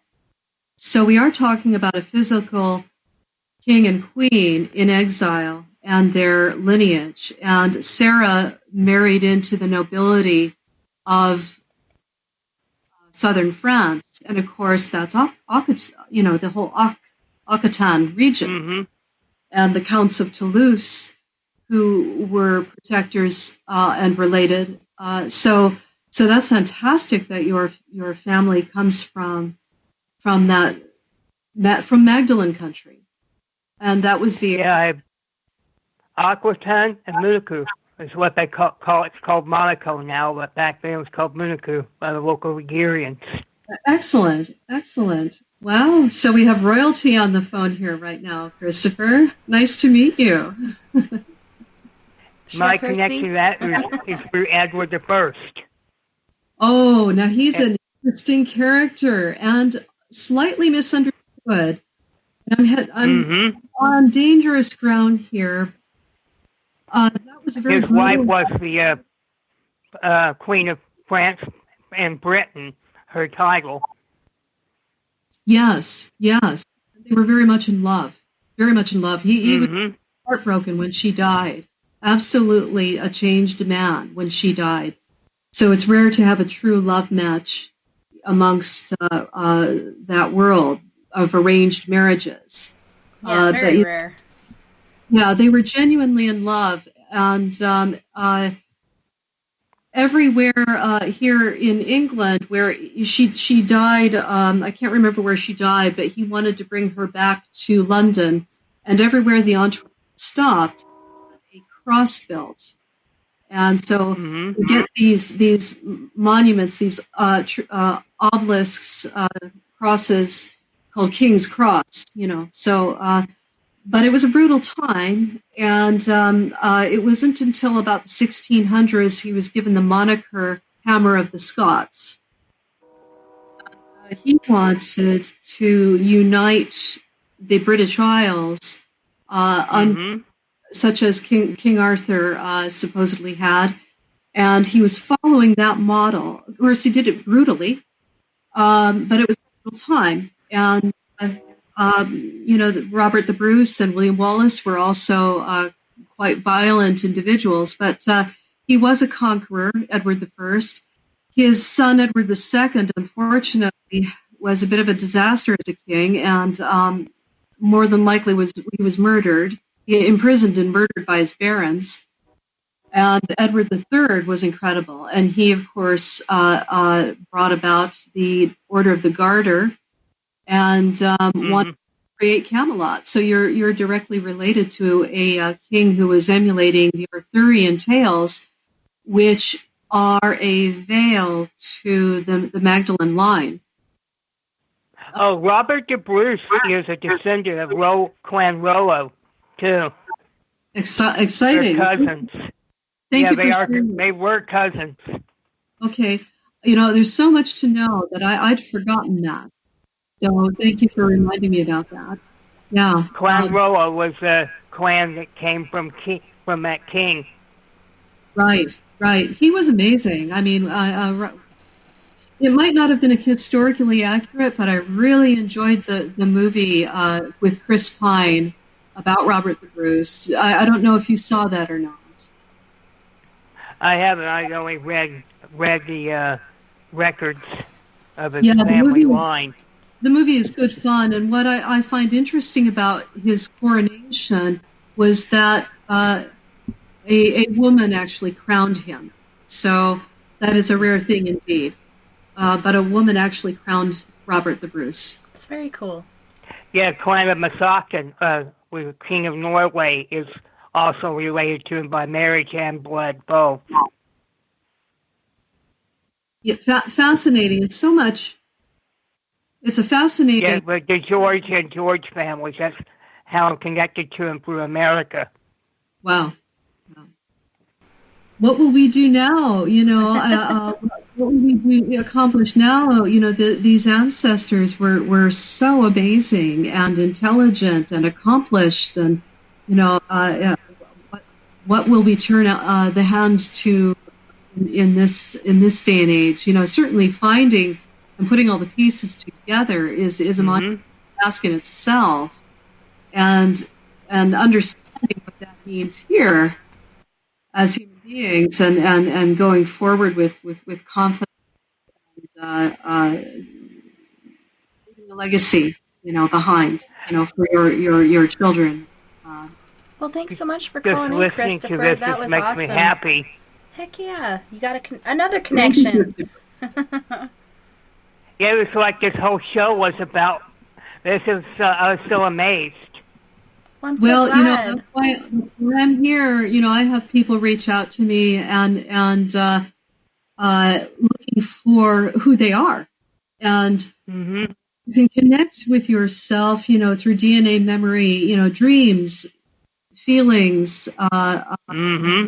These are all indicators of who you are, and I can't wait to see where DNA memory and scientific studies take us. But Oh, wow, I can't wait either. It's a very special kingship, divine kingship that was gifted to humanity through the vessel that was Jesus, and miracles happen around us all the time. I do think and believe that even though he was a man and was the king in exile, quite literally, miracles did happen through him. He was related to King Solomon, the supposedly the wisest king of that line. So he was in good company, and certainly treading on but certainly praying to him and living a life with him in front. You're going to connect to him and bring about mysteries in your own life and miracles in your own life. So, anyway. Wow. Thank you, Christopher, for speaking with me. I appreciate your connecting with you. It's a joy. Yeah, I'll add you on Facebook if you're there. I am on Facebook. Gretchen Cornwall is my name. And I do have a website, but it needs to be updated a bit. I've got videos out there. And I'll be updating my website after my book comes out in August, September. It's not going to be as big of a volume as this one is. I threw a lot of academic resources at this one. And also, there's a section on quantum mechanics.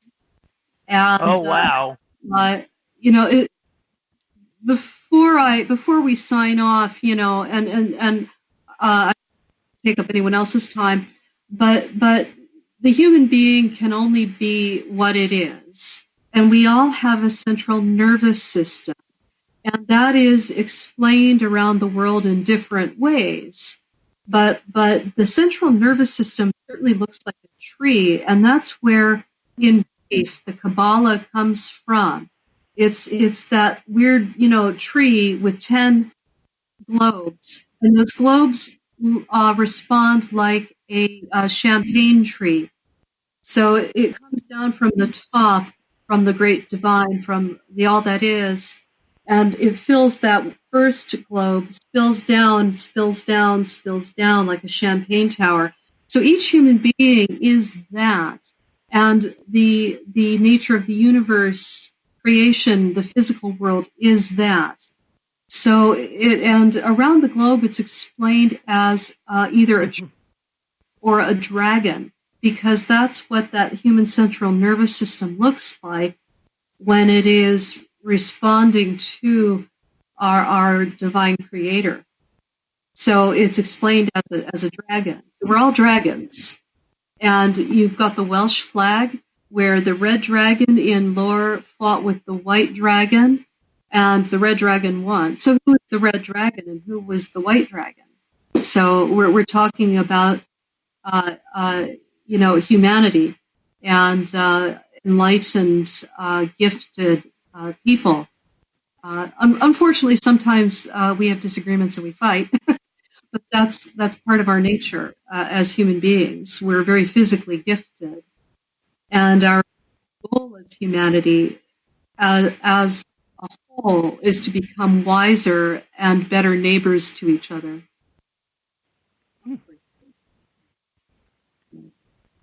Nice to speak with you, Christopher. Thank you, and I hope you all have a good night, and thank you for keeping me on. I interested a lot. Well, thank you. So nice much, to speak Christopher. It was very interesting to hear your family tree stuff going on again. Like, you're all over the place, but it was so great to hear your connection and where you're at and what's going on with you. But thanks so much for calling in. Have a good night, and God bless. Good night, Christopher. So we have so many questions in the chat room. It's hard to get to them all. But Sharon Bowles was wondering, is your book fiction or nonfiction? It is nonfiction. It is not a story. It is historical and scientifically based, very academically researched, and includes the story of in the background of John Temple, the man that I've interviewed over the last 13 years. So it is nonfiction, it is history, it is mystery. I have been told that it is rather challenging in places, so especially the quantum mechanics section. But there is something in there for everyone, and it does cover a lot of ground, and I dip into thousands of years of history. Char in the chat room was saying a relic of the True Cross is held at the Cathedral of Notre Dame in France. Did the Templars obtain that? I don't know the actual history behind that particular relic. I can say there are enough relics from the True Cross to create hundreds of crosses. So every church in Europe at that time, every cathedral, had to be blessed by a relic of some sort in order for it to draw people to it. It's a form of sacred tourism. So, yes, the Templars were key in excavation, early archaeology attempts, and finding relics. So it was just such a tragedy when Notre Dame burned. It will never be the same, and I'm so grateful that the vault has survived and it will be resurrected. But it was such a tragedy that these great old buildings, can go up in flames if they're not careful. But whether or not it's the real thing, I can't say. There are a few locations where Mary Magdalene's bones are thought to exist in France. Whether or not they're her real relics is open to interpretation. So that would be awesome if they did actually have her bones, and they could trace that back to, is this Jesus's bloodline, or were Mary Magdalene and Jesus actually married? That'd be interesting to see if there is actually a bloodline where you could trace down not only her bloodline, but perhaps Jesus's, and see if there's something different in that DNA. Char was also saying that the crown of thorns was saved from the fire as well, so that I have never heard that they had that still, but that would be very interesting. Yeah, that's huge. Notre Dame is such an important cathedral, and a very feminine cathedral.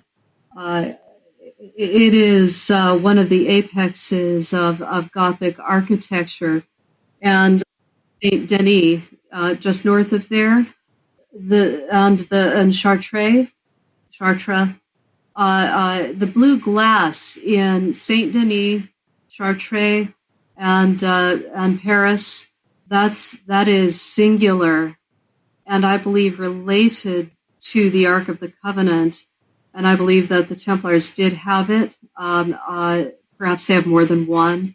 And that it's certainly possible that it was at Rosslyn, could still be at Rosslyn.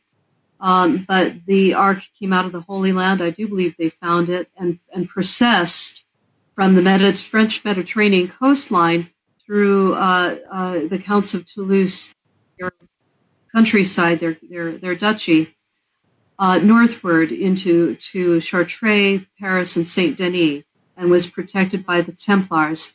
So that blue glass, the reference there is that the Ark was covered with blue cloth. And I think it's very possible that the Templars found a remaining shred of that fabric along with the Ark and were able to copy the color in the glass of these cathedrals in Western France. So they're very, very important cathedrals and repositories, memories of the Ark of having in there.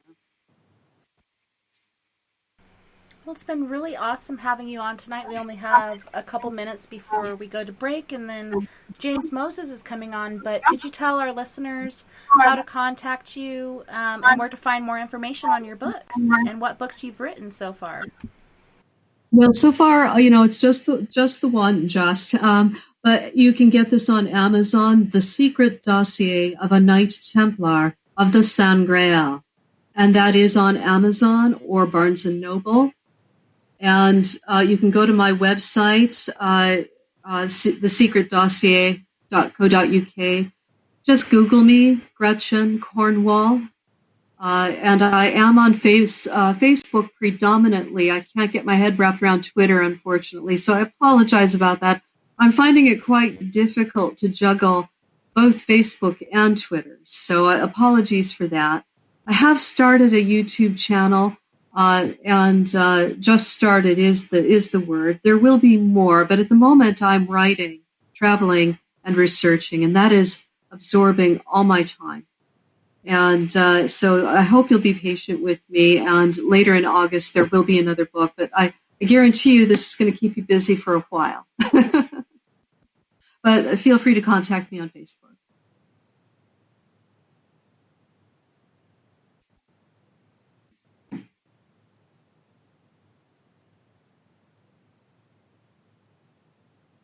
Oh, I'm sorry, I had my mic muted. The Stars of Magdalene, was that an extension of the book that you had written? This book? Yes. This is the revised edition, the second edition. I wanted to add further information, and I chose to put out the Stars of the Magdalene, which is a chapter in the revised edition. I chose to put out a small book because those who bought the first one, they didn't want them to have to buy the second one all over again. So I put out a short one, encapsulating all the new information. And there is a foreword in the new shorter book by the Comte de Maltenotte de Medici, that my Templar contact. So there's a foreword by him, new information, and I have traced through art and a star chart the veneration of Mary Magdalene as Cassiopeia in the night sky, from Bernard de Clairvaux's time all the way on up to Julius Schiller's time of the 1600s, where he attempted, under the patronage of the Holy Roman Emperor, to rebrand the constellations as Christian constellations. Oddly, Mary wasn't listed in the new star chart. Mary Magdalene was rebranded over Cassiopeia, the throne in the sky, and she sits over an empty tomb of the risen Christ with a Mona Lisa smile. Aww. And that is by the, I'm quite grateful for Linden Hall Library in the USA for that privilege of having that in the book.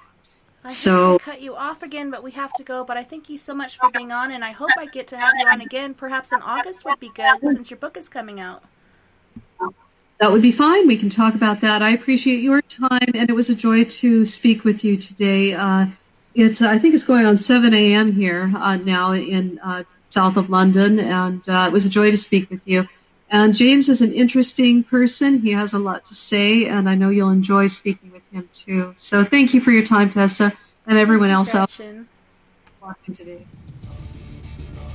Bless you. Get spooked at the 4th Annual Forest Moon Paracon in Cedar-Woolley, Washington, Saturday, September 28th. UFOs, ghosts, aliens, Bigfoot. Speakers include Mike Morin and Jason Jordan, R. Keith Andrews, and Dave Scott from Spaced Out Radio, and so much more. There will be workshops and a VIP roundtable. Get early bird tickets now at fmparacon.com.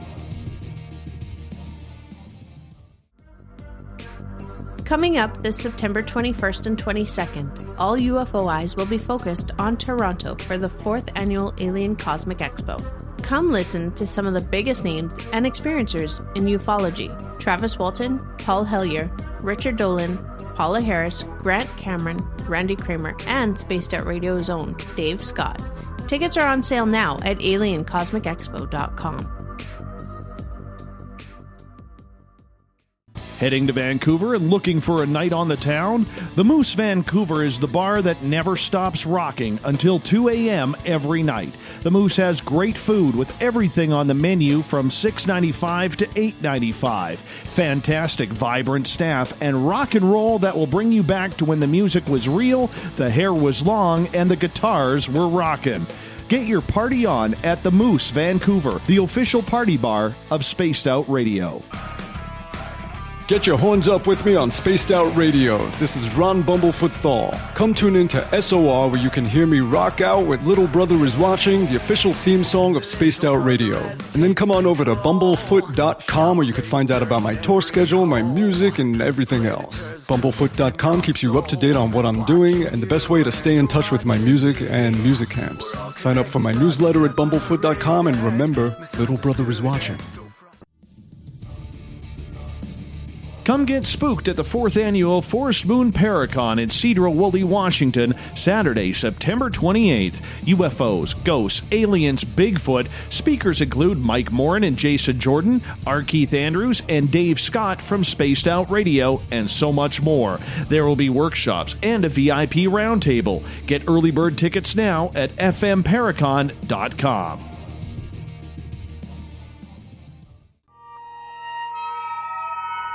You hear footsteps in the empty room above you. A rocking chair begins rocking by itself. Don't be afraid of the things that go bump in the night. Reach for Spirit Storybox, the iPhone app the Huffington Post UK called the only ghost hunting app you will ever need. Spirit Storybox. The spirits are telling their stories. Are you listening? Hi there, this is Geraldine Orozco from San Francisco's Bay Area Meditation. I invite you to join me the first Tuesday of every month with Dave Scott for Spaced Out Radio's The Spiritual You. In this fast-paced world we live in, it's time for you to take some time for you. We'll cover every possible subject from powerful meditation to healing techniques to your own intuition and spirituality. So come join us for The Spiritual You. The freedom to post what you want, when you want. That's the social media freedom you need. Social Media Freedom is the free app in your app store. No need to worry about going to jail or being shadow banned any longer. It's the freedom to say what you feel. The freedom to know Big Brother isn't watching. It's the way social media is supposed to be. Social Media Freedom. It's time to set yourself free. Download from your app store today. Come hang out with Spaced Out Radio where we own the night. This is Carl. You can follow Dave on Twitter at Spaced Out Radio, and during the show, use the hashtag Spaced Out Radio to chat with us live. On Instagram, at Dave Scott SOR. On Facebook, give our page a like, Spaced Out Radio Show. SOR archives are free on YouTube at Spaced Out Radio. Come join us, or I will come join you. See you at your window. Are you intrigued by Paranormal Talk Radio? You'll love the new Paranormal Radio app from TalkStream Live. You'll find a great selection of talk shows covering UFOs, ghosts, strange phenomena, and much more. Download the Paranormal Radio app now and start listening to the very best in paranormal talk entertainment, including the network you're listening to right now, the Paranormal Radio app, free in Google Play and the iOS App Store. We are getting ready to relaunch the SOR Space Travelers Club at spacedoutradio.com. For $5 a month, you can join us for a plethora of features found nowhere else. Hang out in a private chat room during the show and after party. You can check out some exclusive content and a store specifically for you, as well as a private listener forum where you can post your thoughts, stories, and pictures. The SOR Space Travelers Club, coming soon to spacedoutradio.com. Find your escape where time has no limits. It's about living today and cherishing the heritage of yesterday. A spirit of adventure for what is new, with the nostalgia of the past. Your timepiece is a reflection of who you are. Life surrounded by beauty from the world around us to the soul within. EscapeWatches.com. There is no time like the present to enjoy your escape. Use promo code SMF2017 for your 20% discount today. Are you interested in advertising on Spaced Out Radio? Head to our website at spacedoutradio.com and click on our Advertising tab. There, you will find an assortment of ways you can get your product out there with us, from radio commercials to banners and social media. Have a product you like our hosts to endorse? We can do that too.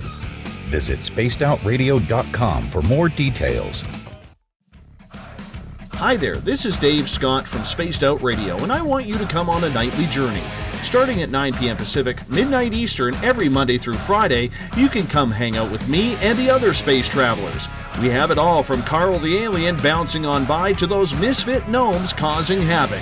It's 3 hours of fun and entertainment on those topics the mainstream really doesn't want to touch. Come get all paranormal with us at spacedoutradio.com, and together, my friends, along with our resident guitar god Bumblefoot, we own the night.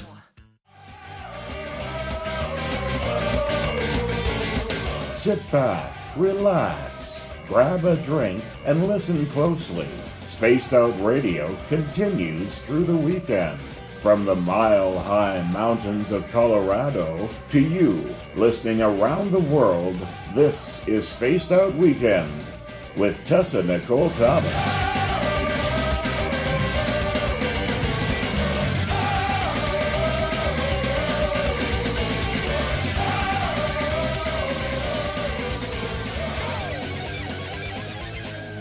Wow! All right, we're back on Spaced Out Radio. This is TessaTNT, and we were joined by Gretchen Cornwall earlier talking about the Knights Templar. Now we're joined by James Moses. James, welcome. It's so great to have you on this evening. Hello again, everybody. I hope everyone's well and acclimating different parts of the country to what will be summer soon enough. Right? It's been weird this year. Everything's been off, and I was complaining forever, when's summer going to get here? And the last 2 days have been so hot. I'm like, okay, I'm ready for it to be cooler again. Exactly. It doesn't take much to be, kind of waiting for something that's not so summery. When you're talking about the heat factor, especially in different parts of the country that are more vulnerable, but again, we're living in times that I think that the heat index overall is higher than it's ever been, although it may not necessarily be directly related to, quote-unquote, global warming / climate change, but that's certainly part of it, too. Yeah, and I feel sorry for everybody back east. I have family in Arkansas going through all the flooding. There's flooding all over the place back there, and we drove by the Animas River today, and it looked like a river of chocolate milk because the water is just racing so hard. It's kicking up all the dirt, and it's just heated up the mountains all of a sudden. It's used to it being so cold, and we're actually kind of a couple months behind as far as our summer starting. It's been very, very odd. Have you experienced that where you're at as well, and where are you? Well, I'm in the Northeast, and I know that Colorado had actually some winter weather not so long ago. I don't think it was probably no more, maybe even less than a month ago, if I'm not mistaken, because I saw snow on the ground, and I'm like, okay, well, it is May, so that wouldn't be such a surprise. But no, according to the forecast, we're supposed to have a lot of rain, as I understand it. I don't know how reliable that is, but that's the impression I get. And if there's a lot of heat accompanying it, yeah, hello, rainforest. Definitely not my kind of climate. Not my cup of tea, indeed. So we were talking on the break, you wanted to go into vaccinations and things that have been going on here in the United States and abroad? Yes, I think there's been an enormous amount of misrepresentation by quote-unquote mainstream media, and I think that there are major threats to our way of life as a result of it. I think this is unprecedented in American history as to the scope of overreach that is occurring. And I think we need to really start talking about strategizing, because there's been some things revealed that I'm not sure everybody is aware of. One of which is that as a result of Congress failing for over 33 years to enforce the requirement of the National Childhood Vaccine Information Act, that was happened in 1986 with Ronald Reagan's blessing, as well as a number of other congressmen who pushed very hard for it to protect the pharmaceutical industry, and specifically those companies that are manufacturing, and still are manufacturing vaccines. They have never been, there's been never any safety protocols whatsoever enforced by Congress. And that effectively means that from a legal standpoint, every single injection that was administered since that was passed in 1986 was done illegally. Let that sink in for a minute. Yeah, just recently, it's showing up on the East Coast, and I was like, I just heard recently in the news that it's on the West Coast again. Last time I heard about it was in Disneyland. People were actually catching measles there. And we were talking about, is it because of people that don't vaccinate their kids, or is this some sort of mutation of the vaccination that's going on in our lives right now? And absolutely, it's the latter, Tessa. The vast number of people that are being affected, because there is no real logic to speak of as far as the pathology goes.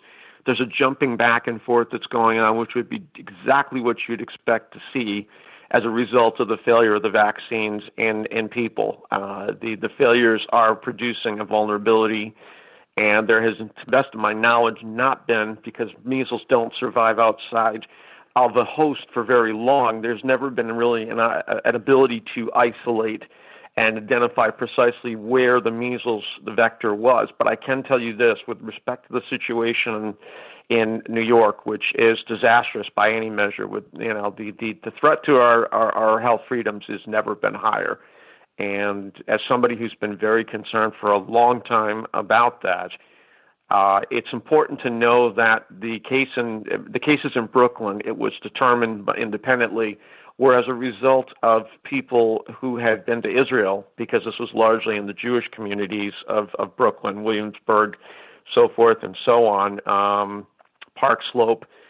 These were Israeli army members who had been vaccinated that were acting as the vectors and basically transmitting it back to the States. And it's not been reported at all by mainstream media. It is not a well-known fact, and there is a level of hysteria in the city that it's terrifying. These people are ignorant. They're institutionally ignorant, which is to say they don't have the luxury, even if they do recognize it, without a great deal of courage to do so. And I don't know how many of those are actually are, because too many are jumping on the bandwagon.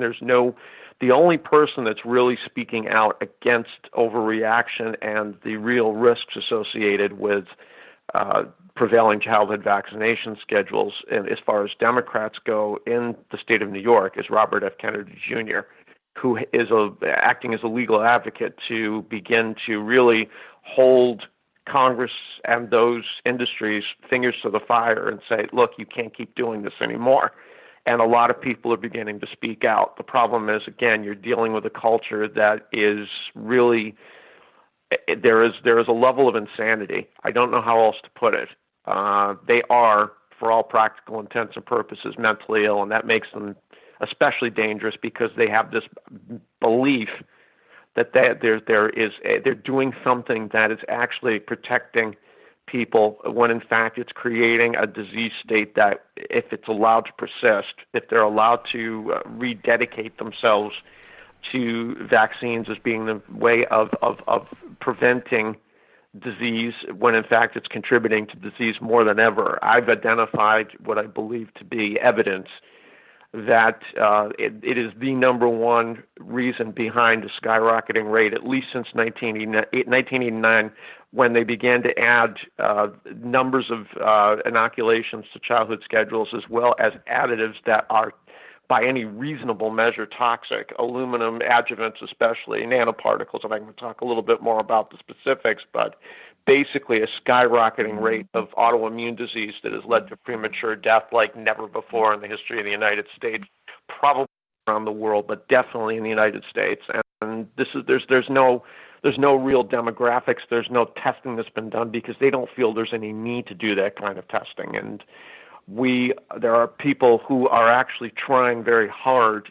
A woman on the West Coast has gathered sufficient number of petitions to end up introducing data which has been provided by those parents and people who have not vaccinated as to their overall health versus those who have vaccinated. And it's widely expected that the ones who have been vaccinated are going to be less healthy than the ones who chose not to get vaccinated. So you were saying something about this being predominantly in like the Jewish community. Do you think this has anything to do with genetics as well? Perhaps certain genetics aren't taking the vaccination properly, or what's the issue there? That's kind of mind-boggling.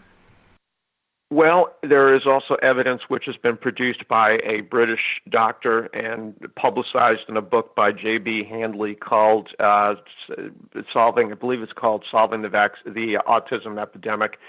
Bestseller, huge seller, and there's a lot of information as to exactly what's happening. But the bottom line is that it appears that the mother and possibly both parents are passing on the predisposition to autoimmune dysfunction to the children, even because they've been vaccinated. So that the children, when they get vaccinated, end up having an even more disproportionate response, and it's escalated ever since 1989 in particular, to the point that this is what's driving, since they began keeping records, we have had a 30,000% increase in the number of cases of quote-unquote autism, which is a very disingenuous term. Autism simply refers to a set of conditions that, if they're not assigned a specific pathology, are not out of the ordinary.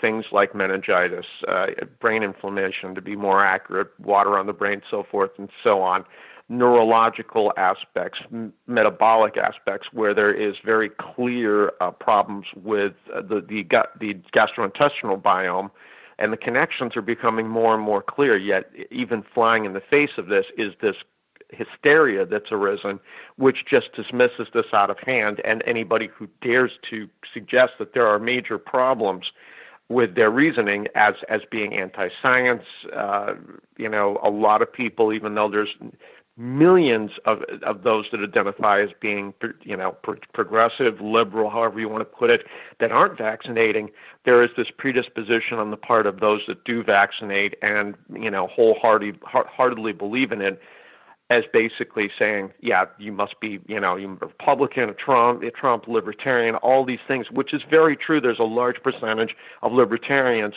who definitely understand what's at stake here and are fighting to be able to protect it. But there's also, again, people on the left, people in the middle. This is not related to political position or philosophical persuasion.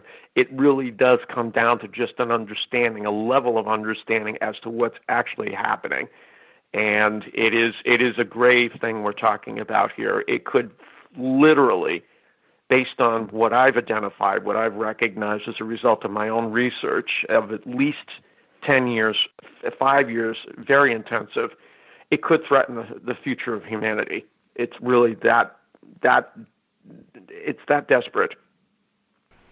Yeah, and I have a friend, and she's talked to me about all these things about vaccinations, and she's got basically 3 kids who are autistic or borderline autistic, and so when she told me about this, I was pregnant with my second daughter, and so I put off several vaccinations due to this, and the doctor even said it was okay, but then she ended up contracting pertussis, aka whooping cough, and she almost died. Like, there was another kid with her same name, Nova, that had died, and then at that point I was like, this isn't worth it. Like, she's been my most unhealthy child. Everything that comes around in the school system, any sickness that any kid gets, she picks up, so she misses a lot of school. She's a sophomore in high school now, and she's missed so much school, and they tried to get on us this year about it, and I'm like, look back at her school records. Look at how much school she's missed throughout this whole time, and she's always been an A student until junior high school. Then things started compounding on her, but she's the only one that I didn't vaccinate the way I needed to. All my other kids are perfectly healthy, very smart, not autistic at all, but I'm sure there are people out there that are having, and I don't know if it's due to genetic issues or what, are having some very bad issues with vaccines. So it's really hard. And so I'm on the wall with this, like, is this true or is this not? Does this have to do with genetics? What exactly is going on here with these vaccines? Is it really bad? And that's a good question. Yeah. It's a good question, and I completely understand why people are concerned. What's problematic for me is the responses, and a lot of them are being driven by information that does not really look at the overall picture. There are certainly some kids that are more vulnerable as a result of not getting vaccinated because others that have been vaccinated are vectors. That's the problem more than anything else.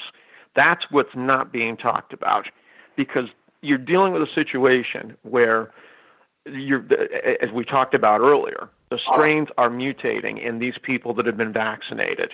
And that's where the threat is most heightened as a result. We've taken something which may not necessarily be a life-threatening disease. In the case of measles, it was not previously. The number of cases where kids died as a result of measles before 1989 was such a small percentage. And indeed, there are those people that say that it's actually a very vital part of conditioning the immune system. I got vaccinated, but again, back then you were not dealing with the same level of additives, and the additives are creating such a crisis beyond recognition. Kids are being crippled, paralyzed, dropping dead very shortly after the injections. It's happening more and more and more, and there's evidence emerging now, finally, that the people who are manufacturing these products have not done anything in terms of real safety tests to speak of, and that's why the injuries that are occurring are escalating, because now all of a sudden there is this spotlight. They're more exposed. It's kind of ironic as a result of what's gone on, even though it's falling on deaf ears at this moment anyhow. There's more focus being given to what exactly this precise pathology is associated with vaccines, and now, ironically, this is where the vaccine manufacturers look extraordinarily culpable, vulnerable, immoral. Evil is even a word that can be used, because they are misrepresenting in a way that is just it's disgusting. It's important, though, and this is something that I really wanted to be able to emphasize with respect to the exemptions that are now being threatened by a number of different politicians who really don't understand what determines health. But then again, that's a problem with a lot of conventional practitioners anyhow. But this is what I'm most concerned about in terms of being able to achieve the first goal above all else, which there's actually twofold. One, the elimination of any adjuvants, any additives that are creating this crisis, causing the mutation, which are live viruses in some instances, and it's no huge surprise that there would be disease beginning to present in people who have been vaccinated as a result. So the first part of this equation is getting rid of the aluminum adjuvant nanoparticles, which are absolutely killing people well before their time.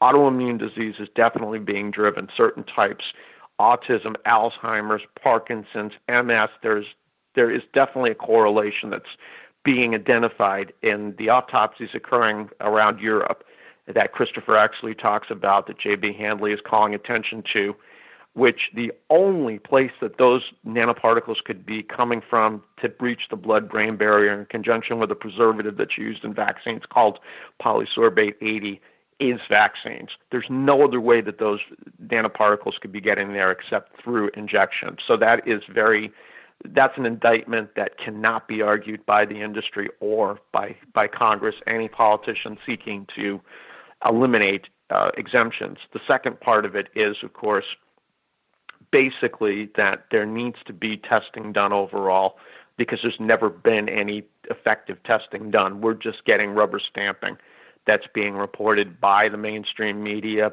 by people in Congress. There's no accountability whatsoever. And but it's very, very important, and I can't stress this enough. I understand you have an audience that there is a percentage that is extremely religious, that is really seizing upon the fact that their rights, to an exemption are predicated by their religious beliefs. The problem is you're dealing with a culture that is largely a-religious. atheist in some aspects. And I'm not religious myself, but the point I'm making more than anything else is it's very, very important that this argument, our fight, be framed based upon just the simple principle that this is not safe. It has nothing to do necessarily with religion. The bottom line is we need to protect kids. We need to protect everyone from the threat that is presented by these products. And it is very, very sizable based on what I'm going to be telling you with respect to the specifics I've identified that I think are pretty reliable and at the very least end up causing the need for extensive testing, independent review, removed completely from the FDA and the CDC. The FDA is supposed to be actually the watchdog of the CDC. The HHS, Health and Human Services Department, of which FDA is part of, is supposed to be overseeing the CDC. But what Robert Kennedy, RFK Jr., basically brought to light, which is not something I think a lot of people know, is that the CDC is a military arm. It was established as a result of concerns with respect to national security relative to pandemics, that we'd be much more exposed, more vulnerable as a result of a general disease state emerging in a pandemic situation. So the problem here is that there's no real overview. There's no accountability, and the conflicts of interest are just, a lot of people don't know how much the pharmaceutical industry is driving policy in Washington, and it's a recipe for absolute 100% disaster. And but the thing I'm really trying to emphasize is we need to be focusing strictly not on the religious violation that's associated with this, but the fact that this is a violation of everyone's health freedoms, not just those who have specific religious beliefs. This is putting people at grave risk. And we cannot allow that to happen. And we need to be making every last elected official, everyone who's listening, their elected official needs to be made aware that you're not tolerating it. You are not going to put up with this. And I'm not going to lie to you, this is going to be a long fight. These people have very, very heavily vested interests. Billions, if not trillions of dollars are at stake, and they are insane. I don't know how else to put it. We are dealing with a level of psychosis that I certainly have never seen in my lifetime because of the associated risk to people with respect to health, as opposed to a situation as far as,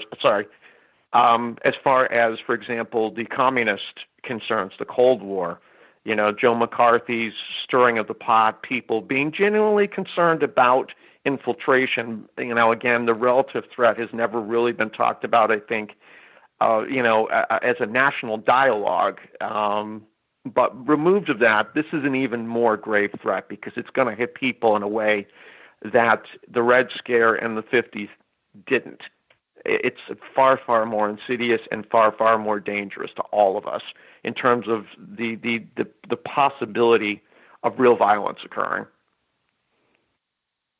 Well, and it is insane because we have all this stuff going on, and there's people saying yay, people saying nay, and it's kind of another thing that's kind of tearing us apart.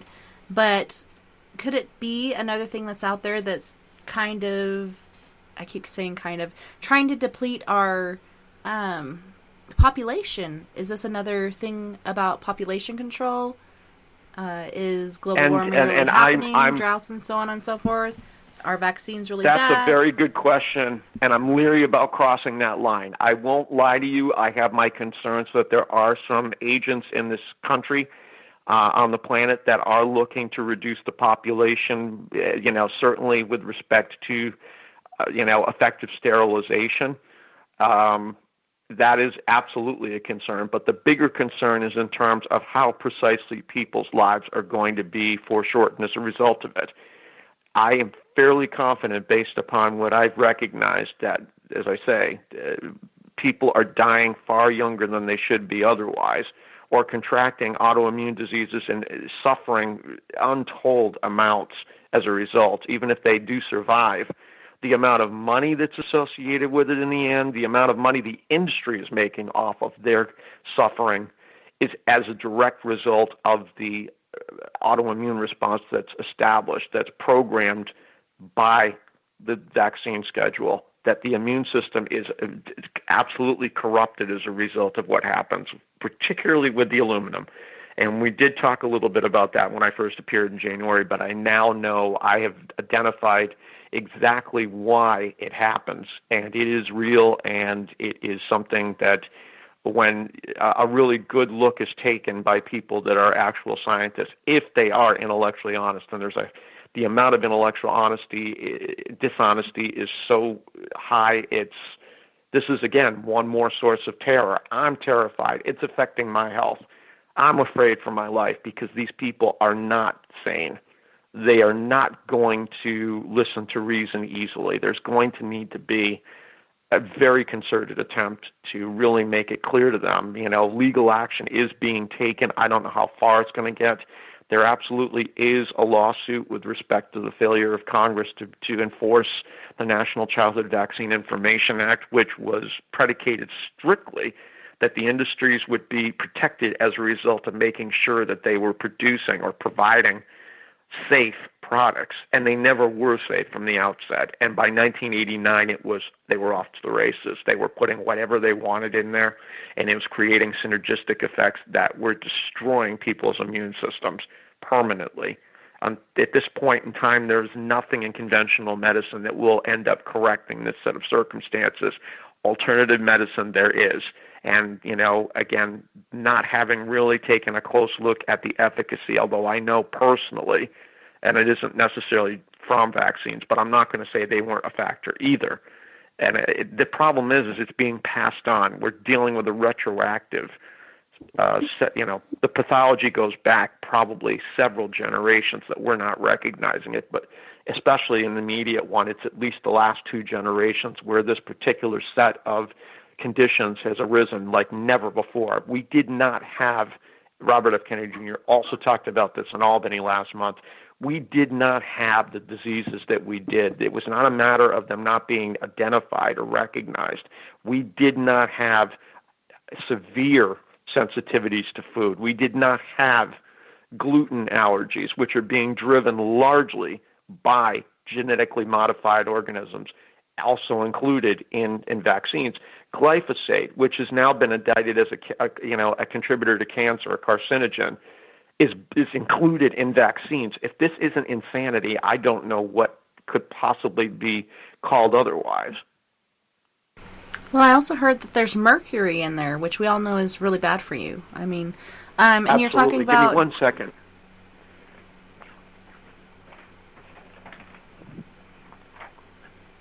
The cat's acting up. My it producer. happens. Hello, Producer Mare. And well, the problem being basically, and again, this is as homespun as it gets, but I have neighbors now that I did not have neighbors in January, so I'm out in the stairwell. I'm in a townhouse, so I'm sitting in my stairwell to be as far away from them as possible. And, of course, as Siamese do, he's kind of cranky because I'm nowhere to be found. He knows I'm out here. He hears me talking, but I apologize for the deviation. I had to make sure that the meowing is something that could be an issue. And I hope he sits down. In fact, I'm going to give me 1 second again. I apologize, listeners.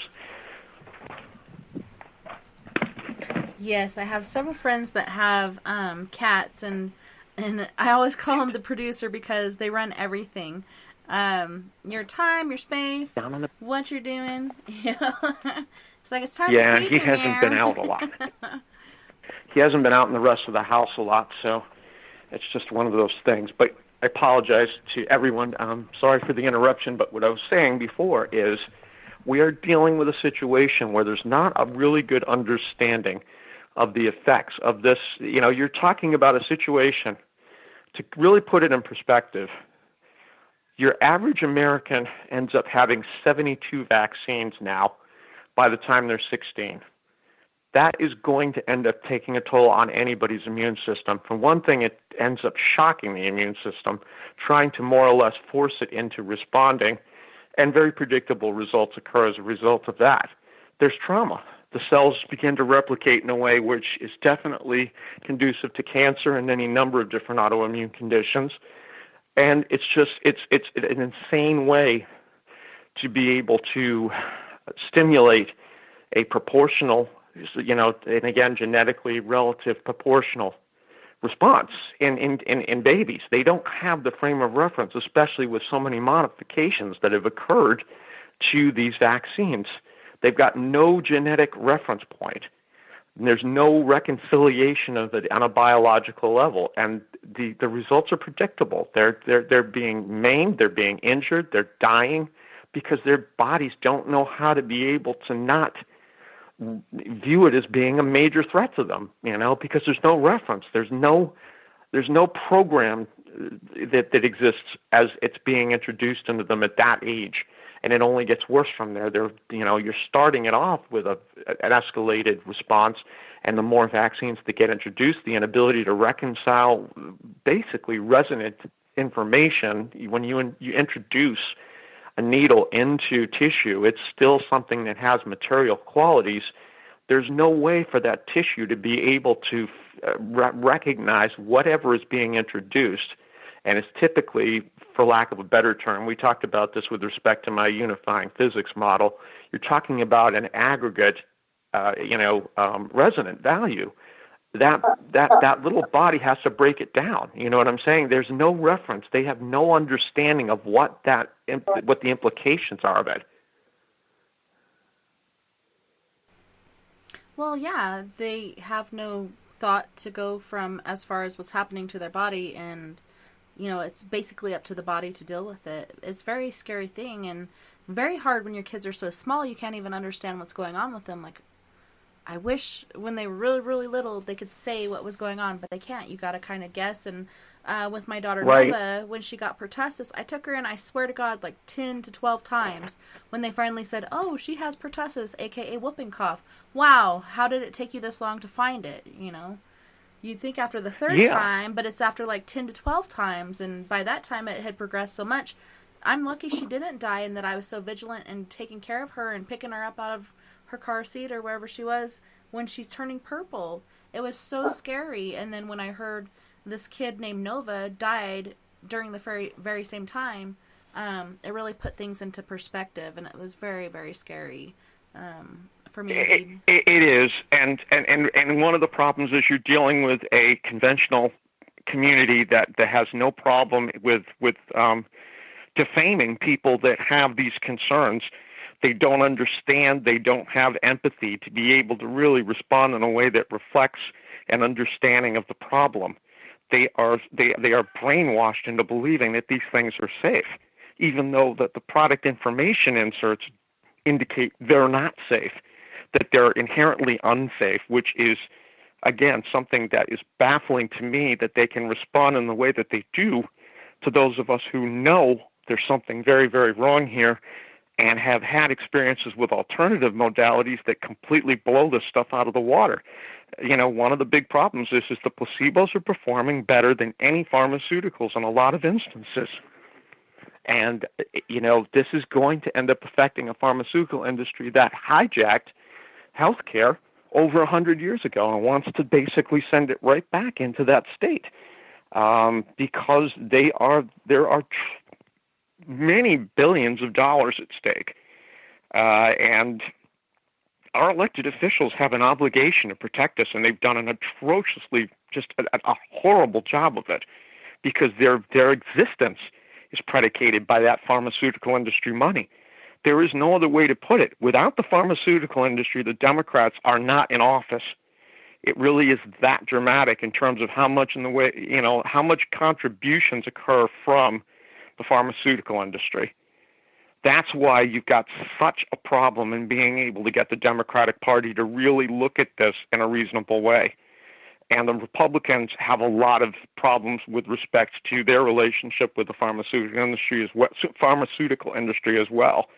Neither side is doing enough at all to be able to really fix this problem and, safeguard health freedoms. That's really what's at the bottom of this. The more that Americans say, we're not tolerating the misinformation, the character assassination anymore. We're not doing it. We're not putting up with it. And you better start listening, or you're not going to be in office much longer. And I don't care who this is. I don't care how long they've been in office or how short a time, how much they want.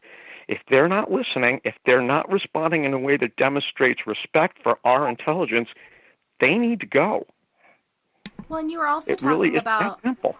how metals are getting into our system and such, and people have been talking about chemtrails forever. If you look at a trail that comes Yes. out of a regular jet, the longest it lasts is 30 minutes. 30 minutes or less, this trail will last. Well, when you see a chemtrail, it just hangs there forever and ever and ever. And even Harvard has admitted we're putting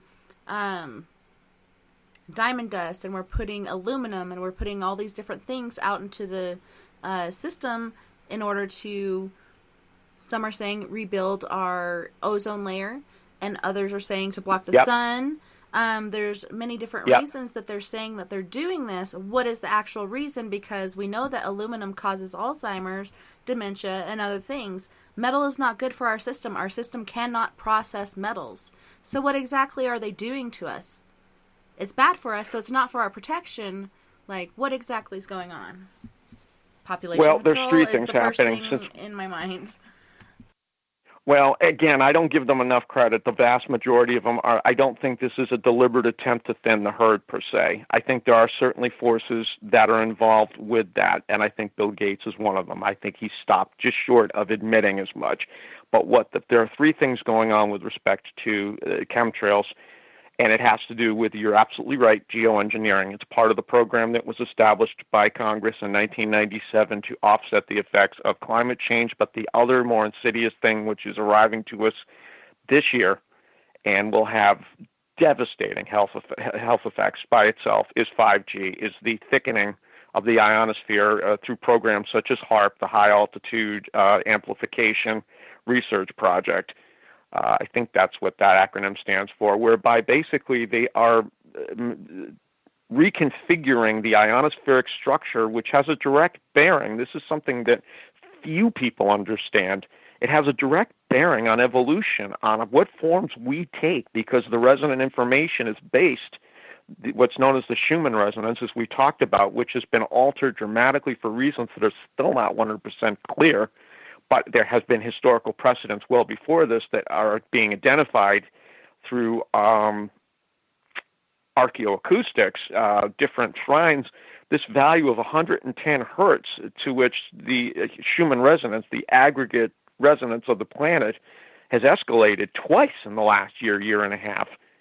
It has happened before, but the effects that it's going to have on evolution, and there's got to be something happening that we're not necessarily going to be cognizant of, or maybe it's right in front, under our noses, but we don't have a context to operate with.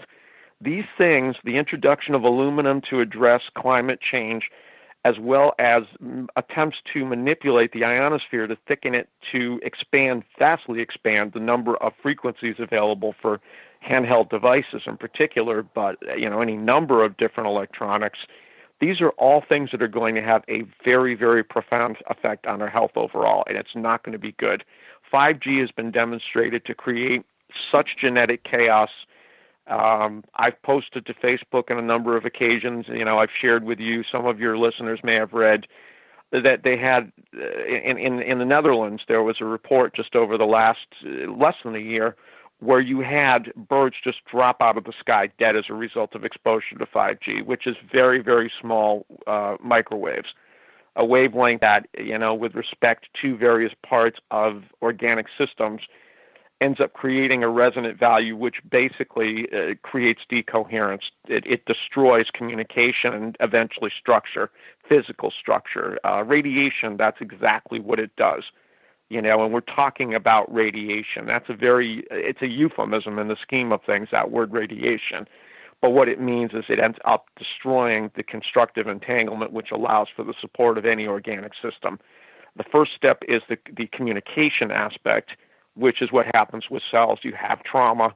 Any number of different things, including vaccines, can produce that condition where they're responding unilaterally, because the reference points which are critical at that stage of their development have been eliminated or overridden. There's confusion. There is an inability to recognize how specifically they're supposed to respond. All these things are coming to bear on our reproductive processes. there are going to be very specific effects, and it ends up being a good place to dovetail with what I've learned that identifies vaccines as being the number one contributor to autoimmune disease and the premature deaths from it.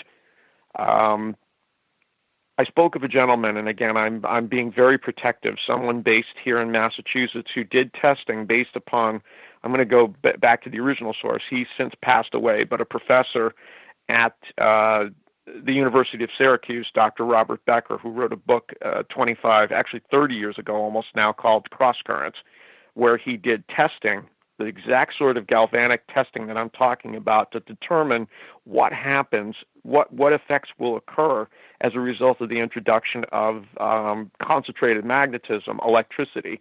That's all electricity really is, and it's something that I recognized within the last year.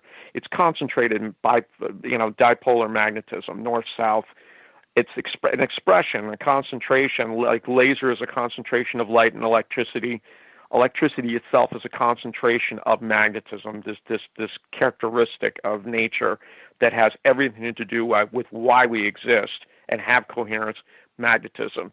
And what happens as a result of the introduction of a needle, of a stainless steel needle, into organic tissue, which is highly reactive by nature anyhow. It's more reactive than responsive, which is why it kind of can be classified as organic. In conjunction with the aluminum nanoparticles, the adjuvants, a very corrosive effect occurs that's been identified. I have a PDF which demonstrates it's one of the most corrosive in existence, that's possible within the spectrum of chemical reactions. But this is a chemical reaction also that is, like all of them for that matter, is magnetically driven. Ionizations, terms that are not necessarily easily understood by a lot of people who are not readily familiar with chemistry and physics. But what happens is as a result of very, very small values being introduced across the ion channels that determine how precisely physical form is taken, and this is what this particular individual has done. He's based in the Northeast, around Boston, and that's all I'll say. His team is around Boston, and I worry that they're going to get shut down. And what they've discovered, the innovation is the most important of the 21st century by far, and that is that very, very small electrical changes to electrical charge to biomagnetic information will produce very specific effects.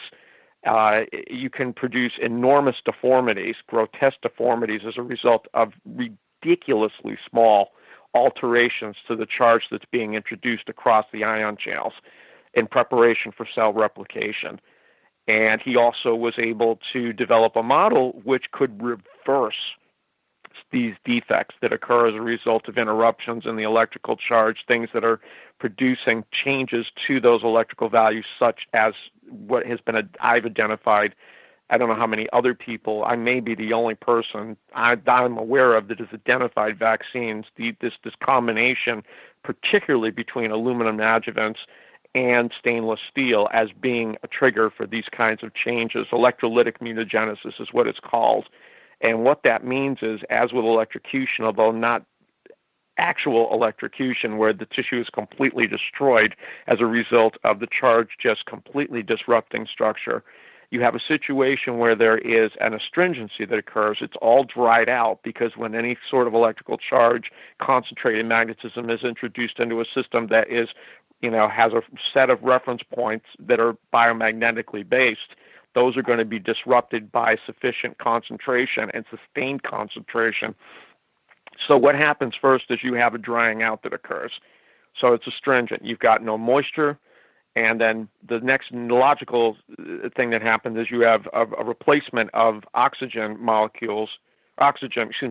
atoms with nitrogen atoms, I believe, hydrogen or nitrogen, I don't remember which, but what happens is that buildup of specific gases creates even further distress within that tissue that has where the biomagnetic values have been altered.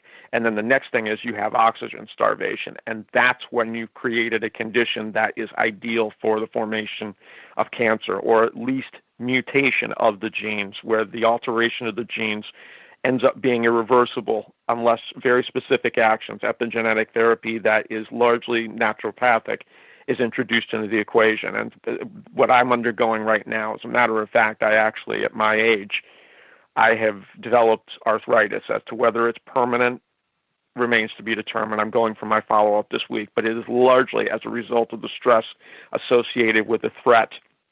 This set of responses by elected officials, by conventional advocates, has produced, and I know I'm not alone. We already have enough stress as it is, but this has sent it over the edge because the threat to our rights to make informed decisions, to not have toxins introduced into us against our will. Lethal injection really is what we're talking about here. There is no other way to phrase it. But getting back, this particular person's values, Becker identified electrolytic mutagenesis occurring, or electrolysis to be more accurate, but mutagenesis being the associated effect, at 1.1 volts. That's how little it would take, very, very small values to produce electrolysis and tissue compromise. The person in question in Boston is creating the defects, the deformities, with a bioelectric value that is, and this is where it really becomes dramatic, 50 to 90 times weaker. So, with that in mind, we can safely say it's almost a given that the effects that are produced by the introduction of a stainless steel needle into tissue, something that acupuncturists, some of them are very, very concerned about. There is definitely, those concerns have been documented online. Some of them have switched to wooden needles as a result, or wooden implements to be able to restore flow of information throughout the system, circulatory concerns, so forth and so on. If you know anything about acupuncture, acupressure, but acupuncture in particular, because that actually requires the introduction of something under the skin. Moxification, or moxilla, the word's not coming to me. It's basically creating heating effect as well to produce changes to the tissue, which will allow for the restoration of normal information distribution throughout an organic system throughout your body.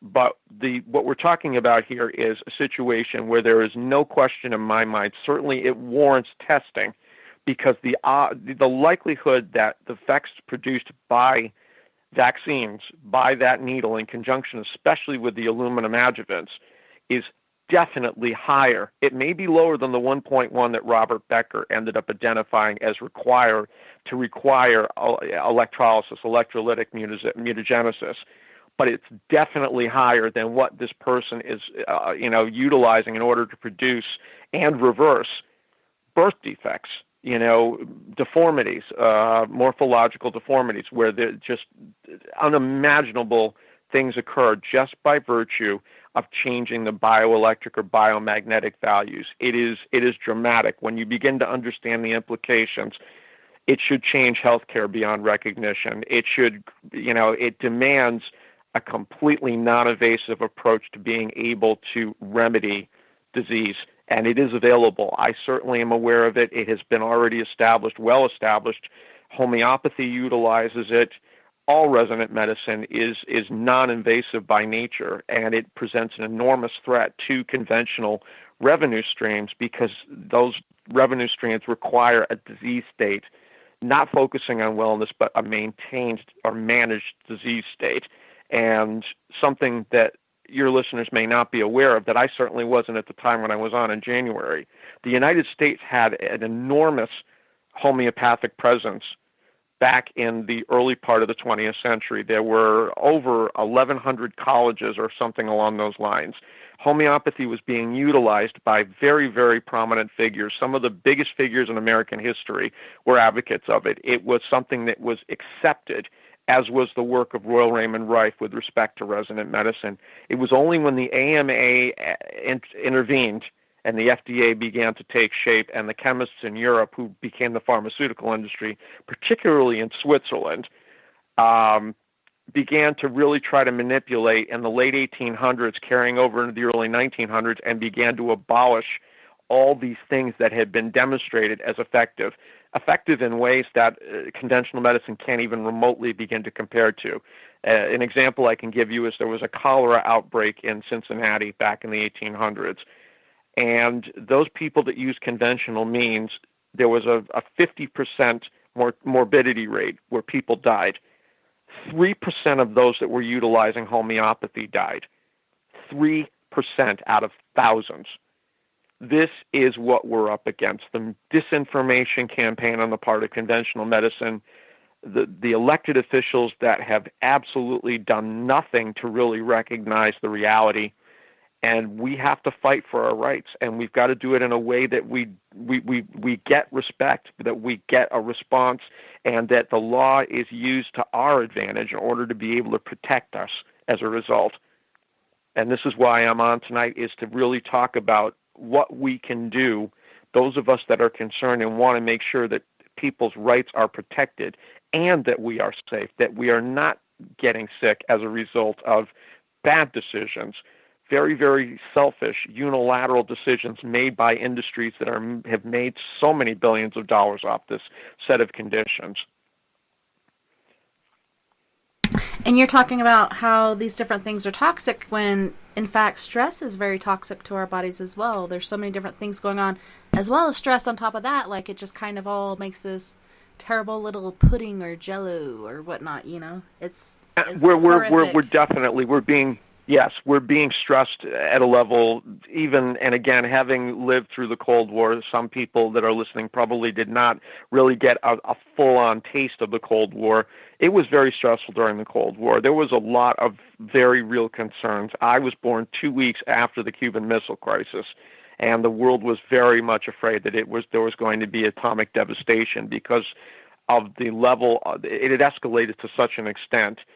That was stressful, but we're now dealing with a situation where there's complete and absolute misinformation being distributed. We have people in power that can write laws. The vast number of politicians are lawyers, and that is a very dangerous situation because they can basically manipulate reality relative to how much power we have to be able to control what ours looks like. And we all have the right to make that decision as long as we're not infringing on that of others.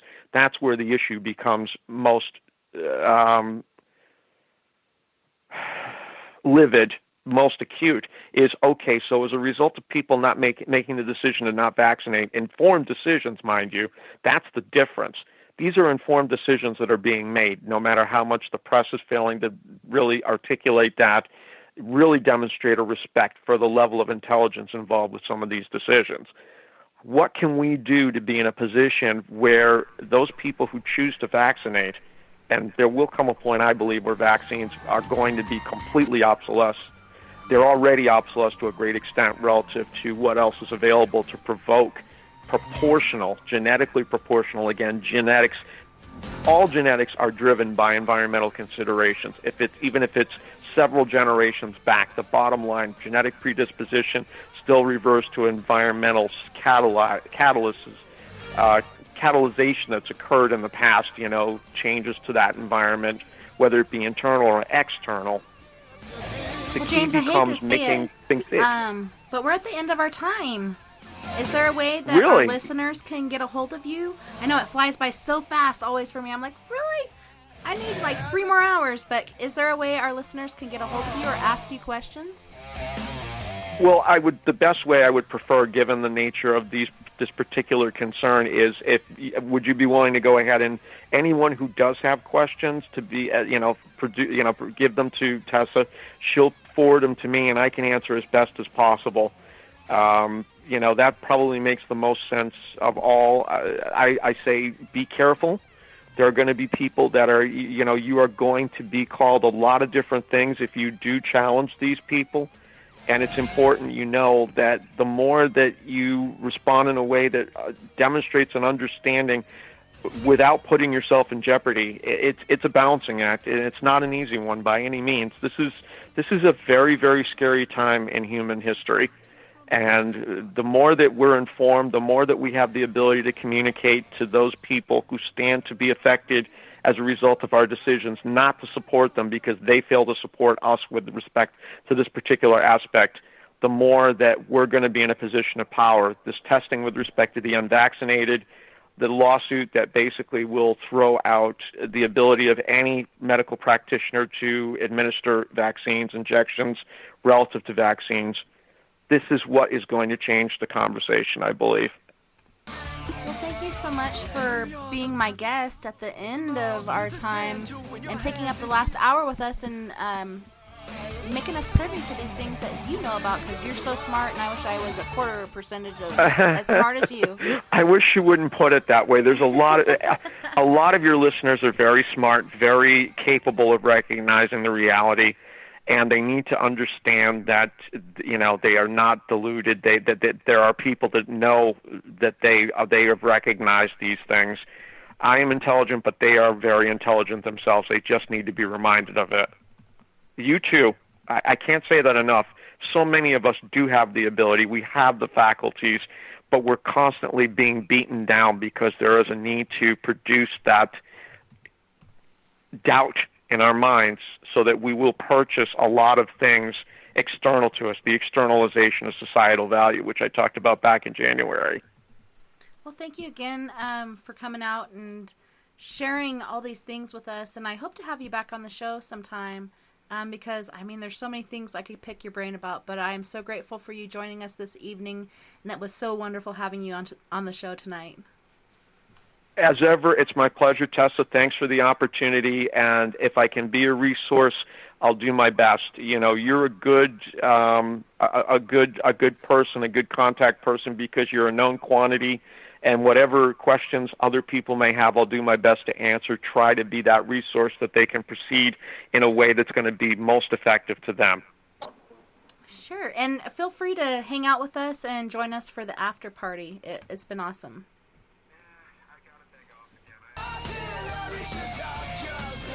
And thank you to everyone on Spaced Out Radio, Facebook, Spreaker, Twitter, Periscope, Paranormal Radio, TalkStream Live, and wherever else in the universe you're listening tonight. I had a wonderful time this evening, and it was my pleasure, literally and figuratively, and I can't wait to do it again tomorrow night when we have Kevin Ian Beagle on. We're going to be talking about UFOs, aliens, and beyond on spacedoutradio.com. Don't forget, we're all in this together. Together, we can make the world a little better. And together, my friends, we own the night. You guys have a wonderful rest of your weekend. And feel free to join us on the Skype after party at 970-335-9596.